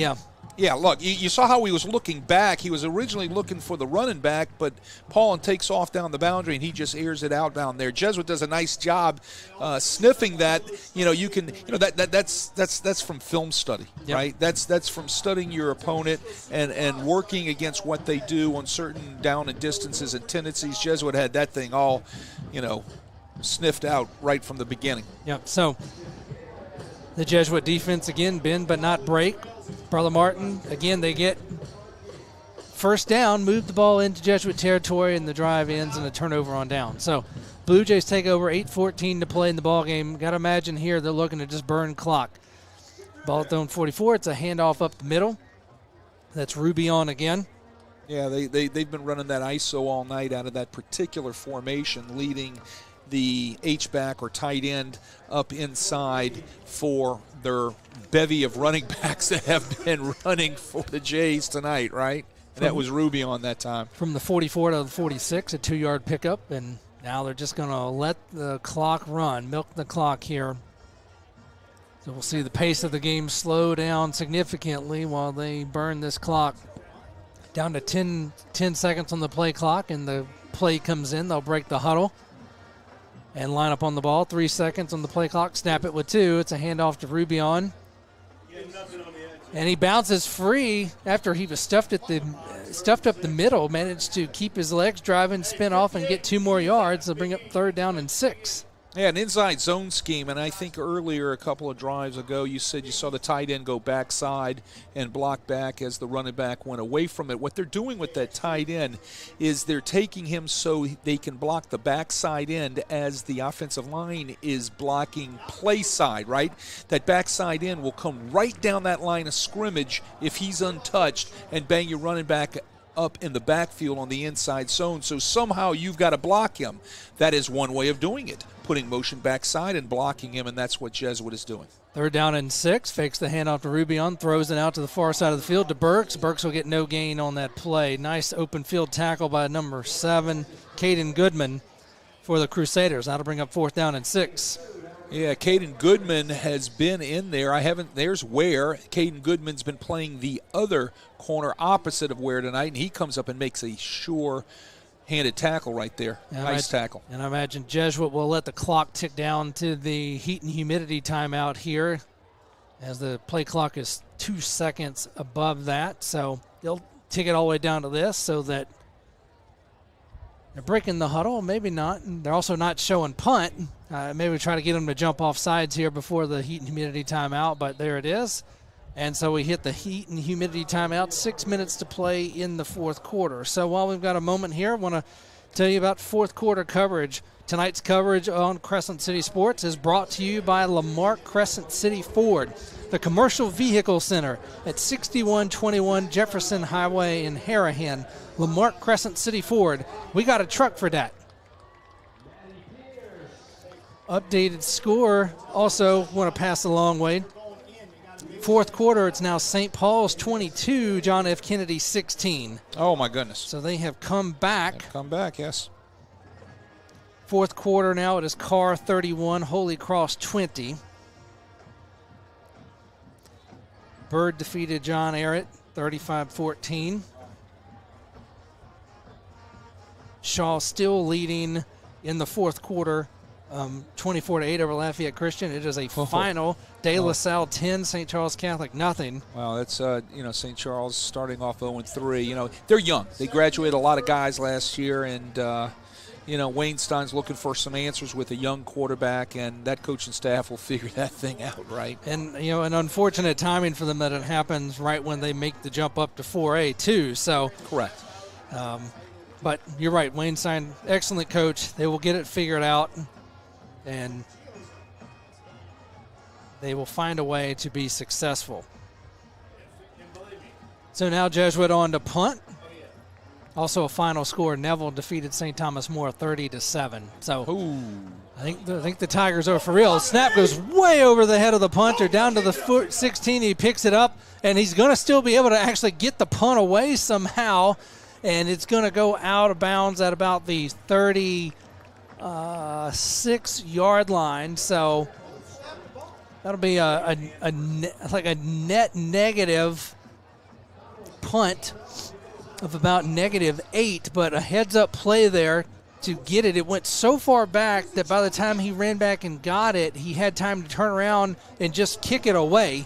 So he wasn't tackled or have something catastrophic happen where he loses the ball and Brother Martin gets a special teams touchdown. So heads-up play by the punter there. What could be catastrophic was that ball did not cross the line of scrimmage.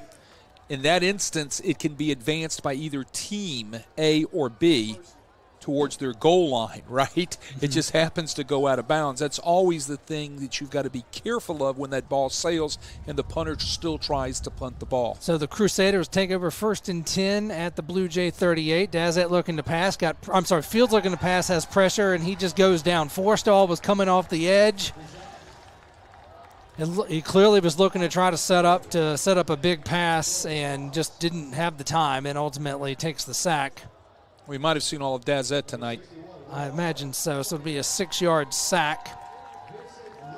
I tell you what, if they have no answer right now for Forstall off of Brother Martin's right edge. None. They have no answer for him. The only way they can block him is if they put 2 people on him. So quick pass by Fields. It is caught. That's number 84. That's Jonathan Sigio again. Sigio with a small pickup from the 44 to the 39. Will be a 5-yard gain, and it's 3rd down and 11. So, again, set up with golden field position and immediately find yourself in 3rd and 11. 5:12 to play in the ball game, too. Clock is definitely the Crusaders' enemy. There's a flag. This is going to be a false start.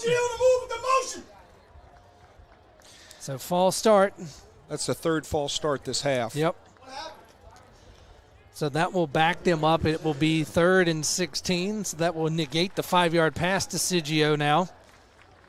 And we've got an injured. That's Zion Forstall. We've got an injured Jesuit player, and that is Forstall. So it looks like he's holding his left knee, it looks like.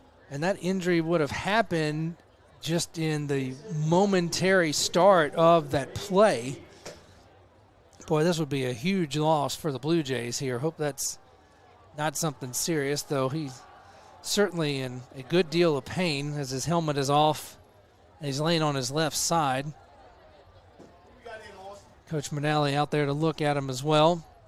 So while they assess that, 5:09 to play in the ball game. I mean, crucial, clearly 4-down territory here, but yeah, everything's 4-down territory for Brother Martin right now. I mean, Brother Martin. I mean, they've not just got to get points here, Wade. I mean, they can't they can't lollygag around. They need to get them fast because they're because then Jesuit's going to get the ball and they're going to try to drain the clock, make you burn your timeouts. So this cannot be a situation where they manage to get this first down and it takes them 2 or 3 minutes to score. Yeah, this doesn't look good. You can only hope for this young man that it's not something serious. It doesn't look like he's.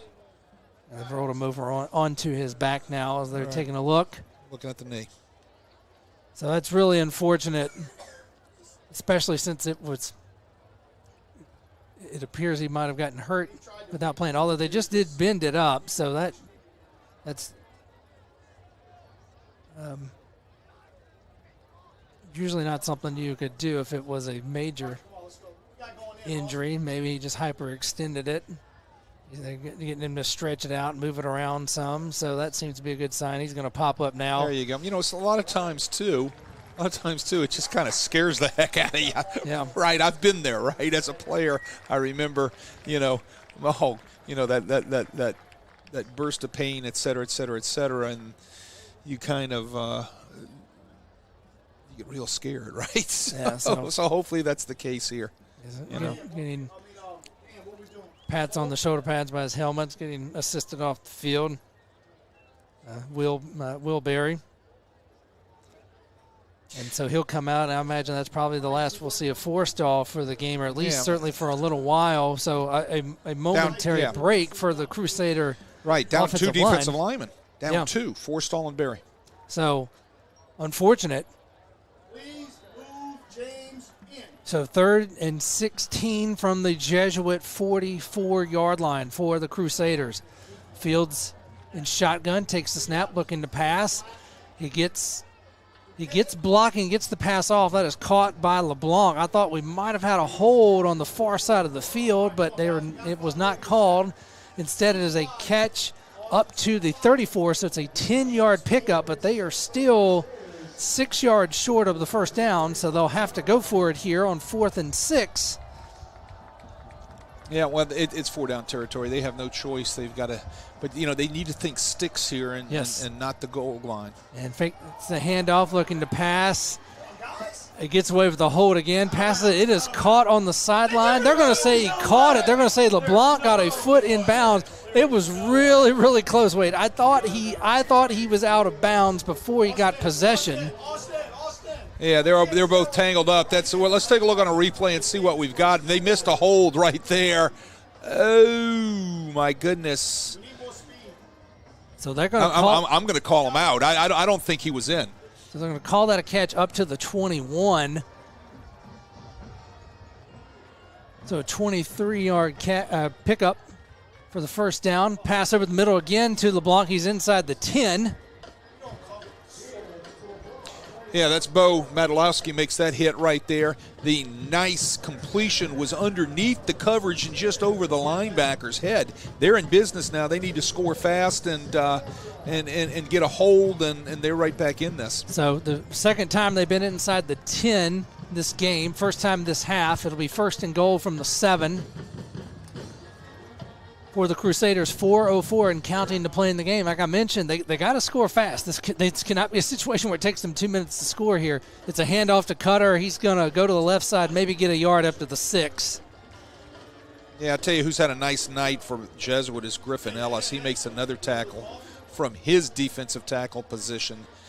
He's had an outstanding night Brother Martin's got to do something here with their protection. They got to make sure they shore this thing up, and they're going to have to take some shots here at the end zone. I don't know if they can run this football in. Yeah, maybe a gain of half a yard on the play, so essentially second down and goal from the 7 once again. 3:26 to play in the fourth quarter. I mean, they've got to score fast here. Fields under pressure. He's just running for his life, and he's just going to throw it away. I think there's going to be a call here. They're going to talk about this, the official crew, and they're going to probably drop the flag. No, they're going to say incomplete pass. Wow. Oh, my goodness. They're going to say, I guess he somehow scrambled out of the tackle box. So here's the deal in Federation rules, right? There's got to be a receiver in the area. It doesn't really have to be tackle box. It doesn't have to be outside the tackle box. There's nothing there except the pylon and an official. I'd have been a little besides myself if I'd have been down there on the field as a head coach. So incompletion, third down and goal from the 7. 3:16 to play in the ball game, 17-3, Jesuit leading. Motion from the far side to the near side. Fields fakes the handoff, looking to pass. He is hit hard, loses the ball. It is recovered by Jesuit. They're going to say his arm was in motion. Ball was recovered by number 64, went right into his hands, Ian Miranda. Hey, look, they bring Meyer off the edge, right? Watch him make this stick. Bang, right in his ribs. That's really close. You can see his arm was up. I mean, if anything, maybe the momentum of the hit might have pushed it forward. In any case, it's an incompletion. 4th and goal now from the 7. And now we've got a timeout from Coach Manali as he's running down the sideline before they get that play off. Yeah, he takes that. Number 1, he's settling his guys down. Number 2, he's also out there probably giving them a little bit of an ear, right? He's with the displeasure on the past 2 calls. So, in this instance, this is the ball game basically for Brother Martin and Jesuit right here at 3:08 at this particular point. Yeah. Now, it'd be if we could get another look at that incomplete pass again there, and let's see if we can take a look at his arm, right? That's a terrible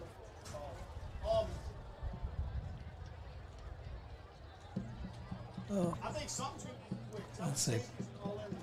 Yes. Well, I mean, I don't know if we'll get a chance to take a look at it, but it was really, really close. Let's see if we can take a look at it on slow motion. Take a look at his arm. Look at Meyer come off of their right edge right here. Completely untouched. Untouched. Nobody protects him on the blitz, and it looks like his arm was moving. Yeah. So, looks like it was the right call. Yeah, looks like it was the right call. But the timely call by Jesuit bringing Meyer on the blitz off the right edge of Brother Martin. Nobody there to pick him up. Meyer was licking his chops as he was bearing down on Fields. So we go. So 4th and goal from the 7. Fields in shotgun. Takes the snap, looking to pass, pressure coming, passes it over the middle. It is caught, but it is going to be short of the end zone. It is caught by Easton Royal. He gets it down to the 3 for a gain of 4, but that is going to be a turnover on downs. The Jesuit defense holds again. The second time that they've been in a 1st and goal situation, and the second time in a row they keep them out of the end zone. Watch the mesh routes by Brother Martin. A little right there, mesh right there. Ball's completed, but a great tackle by the Jesuit Blue Jays to keep them out of the end zone. They're going to take this thing over. They're going to get an opportunity right now to run this thing out. Brother Martin's got to think about those 2 timeouts and trying to stop that clock in order to force a punt here. Yep, so 3:03 to play in the ball game. Jesuit will take over 1st and 10 at the 3. They've got to be careful about ball control here as well. This is not an area to suddenly cough it up. Absolutely. But Norton takes the snap and shotgun. It's a handoff, and it is going to be a loss. Boy, that is a dangerous play. It's going to be a 2-yard loss on that carry. Last time Jesuit was in this situation, they completed, what was it, a 78-yard, 79-yard bomb? They could not put that ball any closer to the goal line. Yeah, they need a quarterback sneak that thing out of there and try to get some room, some breathing room so they can operate. I was trying to see who got that carry, as Norton did hand it off, but They got to get some room here. They got to get that ball off that line of scrimmage. Off that goal line. So they need to sneak this thing out somehow. Might have been Sanderson who got the carry on that. In shotgun, takes the snap. He's just got to throw it up. And it was almost caught. That was a very dangerous pass. That's a philosophy. You're trying to get yourself some room. You get the one-on-one out there like they did, and you're trying to make something big happen to get yourself some room. It's just scary down there that you're snapping the ball back to go forward, right? That's right. That always scared me. And you're snapping it into the end zone to go forward. Now, what's the worst thing? You give up the safety right here. You're in good shape. If you have to give up the safety and then you punt the ball down there and you play field position, right? Yeah, I would think here if you're not able to move the ball any type of distance on the punt, you might just let him punt it right out of the back of the end zone. You don't want to give up or 7 let him down snap it out of the back of the end zone so you don't give up a blocked punt. So Norton will just do a quarterback sneak, goes under center to pick up a yard. Same thing we saw them do in the third quarter when they got down there. So it'll be a 1-yard pickup for Norton, and this will bring up 4th down and 11. Yeah, in a worst-case scenario, you give up the safety, you're still in a 2-score football game, right? And you just got to be smart about what you're doing here on this deep snap. Let's remember, historically speaking, right here back on the last punt, the ball sailed over the punter's head. I hate to bring up bad vibes, right? But you've got to think about that, and all of that is going through Ryan Manally's mind right now. Well, and last year, too, also, Jesuit gave up 2 safeties where they had punt snaps, go into the end zone and ultimately out of the end zone for safety. Correct. In this case, that would not be the worst-case scenario and might not be a bad idea because Brother Martin, if you line up and punt, Brother Martin was bringing the house. I'm not sure I would even put somebody back to try to return it, although there are 2 guys lined up deep, so what do I know? But this is a very precarious spot here. It could even be a situation, too, where you snap it to the punter and tell him run around, eat up a couple more seconds, right, and then step out the back. Right. But I wouldn't even do that. I would take the snap and back out of there and run around, right? I think that's, something that needs to be considered here. So here we go. So Andrew Bordelon back. He's standing just outside the back of the end zone. He'll take the punt snap. Brother Martin does not seem to be lined up in any type of major punt block formation. They've got the return on. They've definitely got the return on. So he'll take it. He's going to hold it just like we talked about. He's just standing there. Take the safety. Very, he's just very bouncing smart. around. There's a flag. This is going to be a hold. There's going to be a hold on Brother Martin Jesuit just tackled the defender. Ultimately, Bordelon steps out of the back of the end zone for the safety. Only 2 seconds went off. So our call is a hold. But you'll decline. They should be declining, taking the points, getting the punt. The question is the clock. I wasn't watching the clock. And about that time that went off as he held the ball because he held it for a good long time. Yeah.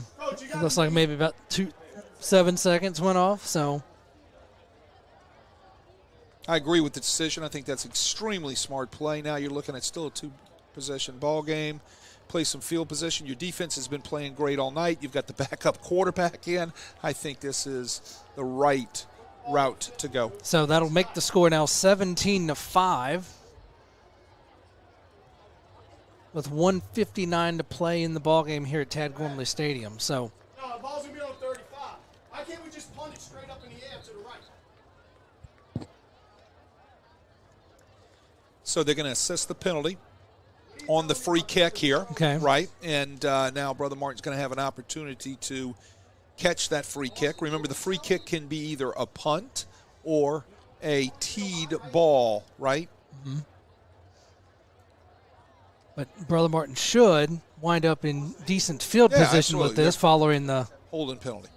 Correct.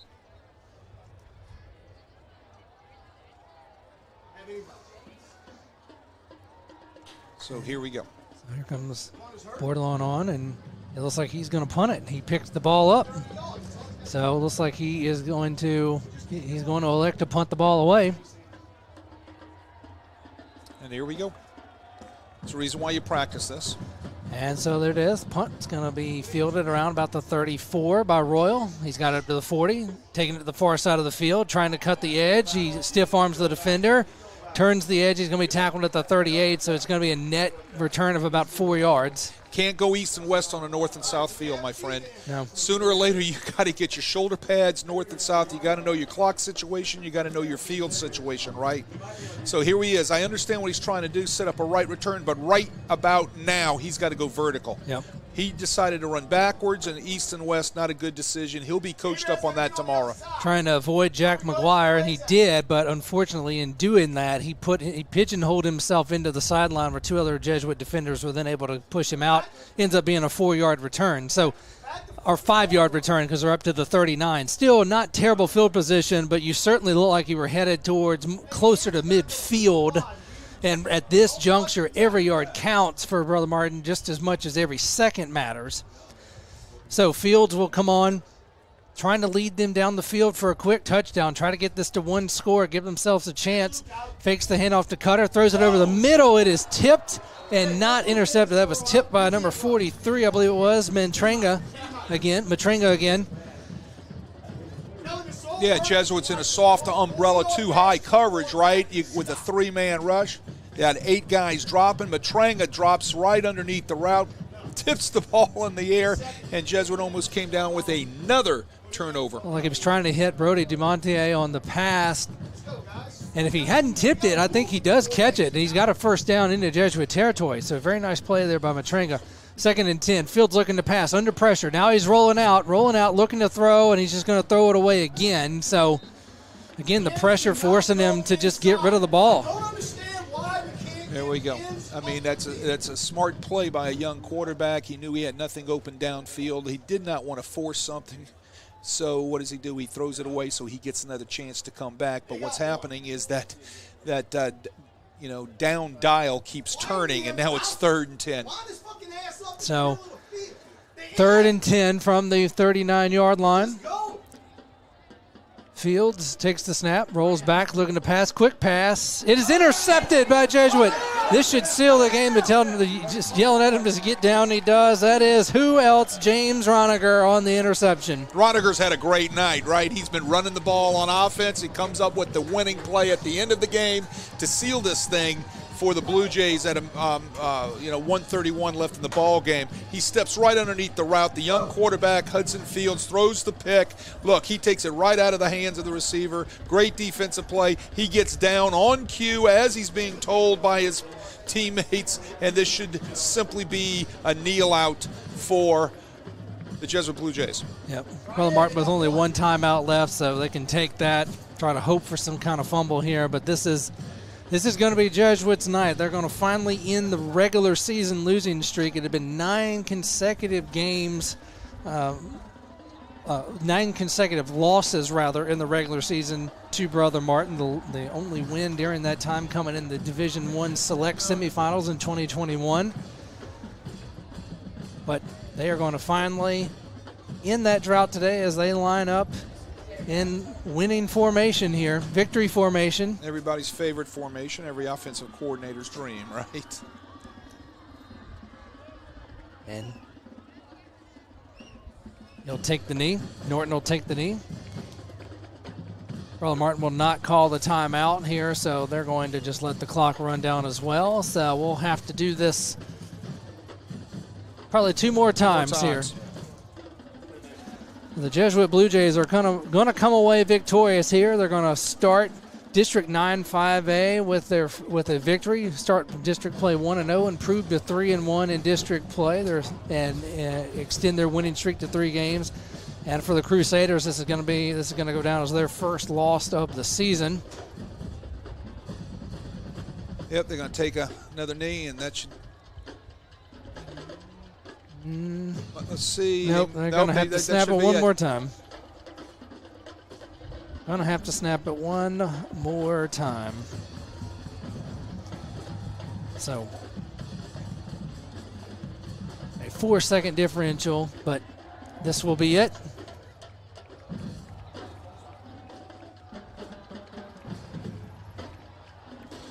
Yep, they might have to snap it one more time, it looks like, right? Yeah, they will have to. There's a go. 3-second difference. Yeah. So no need to waste around. Let's go ahead and Norton will take it. He takes the knee, and that is going to do it. That's going to do it, man. I tell you what a defensive effort by Jesuit tonight, right?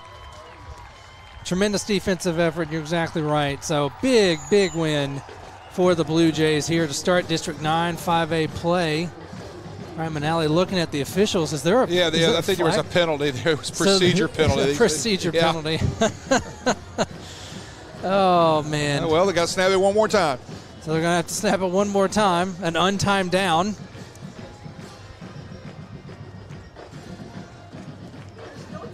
And he takes it, and now there it goes. And so that's there you go. An untimed down. An untimed down to take a knee, right? And that is the ball game. The Jesuit Blue Jays victorious tonight at Tad Gormley Stadium over the Brother Martin Crusaders by a score of 17-5 to start District 9 5A quote-unquote Catholic League play. So a very impressive night tonight for the Blue Jays, Wade. Defensively. Right. An impressive night for that Jesuit defense. Yes. Holding this high-powered Brother Martin offense, which has been scoring a bunch of points in the past few weeks. They've been averaging 29.3 points a game to only 5 points. So, what a game plan by that Jesuit defensive staff. And, Jesuit got right tonight. They still looking for a running game, trying everybody on the roster to run the football. I think they found one. I think they got to get him ready to go next week. I think that's Jair Burks. I think he's got a little burst. That offensive line, I thought, did a pretty decent job. Brother Martin will go back to the scoring board. Let's hope everything is A-OK with their starting quarterback, because he went down there in the fourth quarter. Dezet, let's hope he's going to be fine as he moves into next week, right? Yeah, let's hope Dezet is okay, and let's hope that Zyron Forstall is okay, and it was nothing more than maybe just a hyperextension or a scare, because he really made a name for himself here in the second half, Wade, and really just imposed his will on the Brother Martin offensive line. So big win tonight for the Jesuit Blue Jays. Congratulations to Coach Ryan Manali and the Blue Jays on the victory 17-5. So I want to remind you, next Friday night on Crescent City Sports, the rivalry is renewed as the Jesuit Blue Jays will look to win their fourth game in a row as they take on the Holy Cross Tigers for the 103rd consecutive year. Our coverage begins at 7:05. Ken Berthelot joins Wade on the call next Friday night on Crescent City Sports.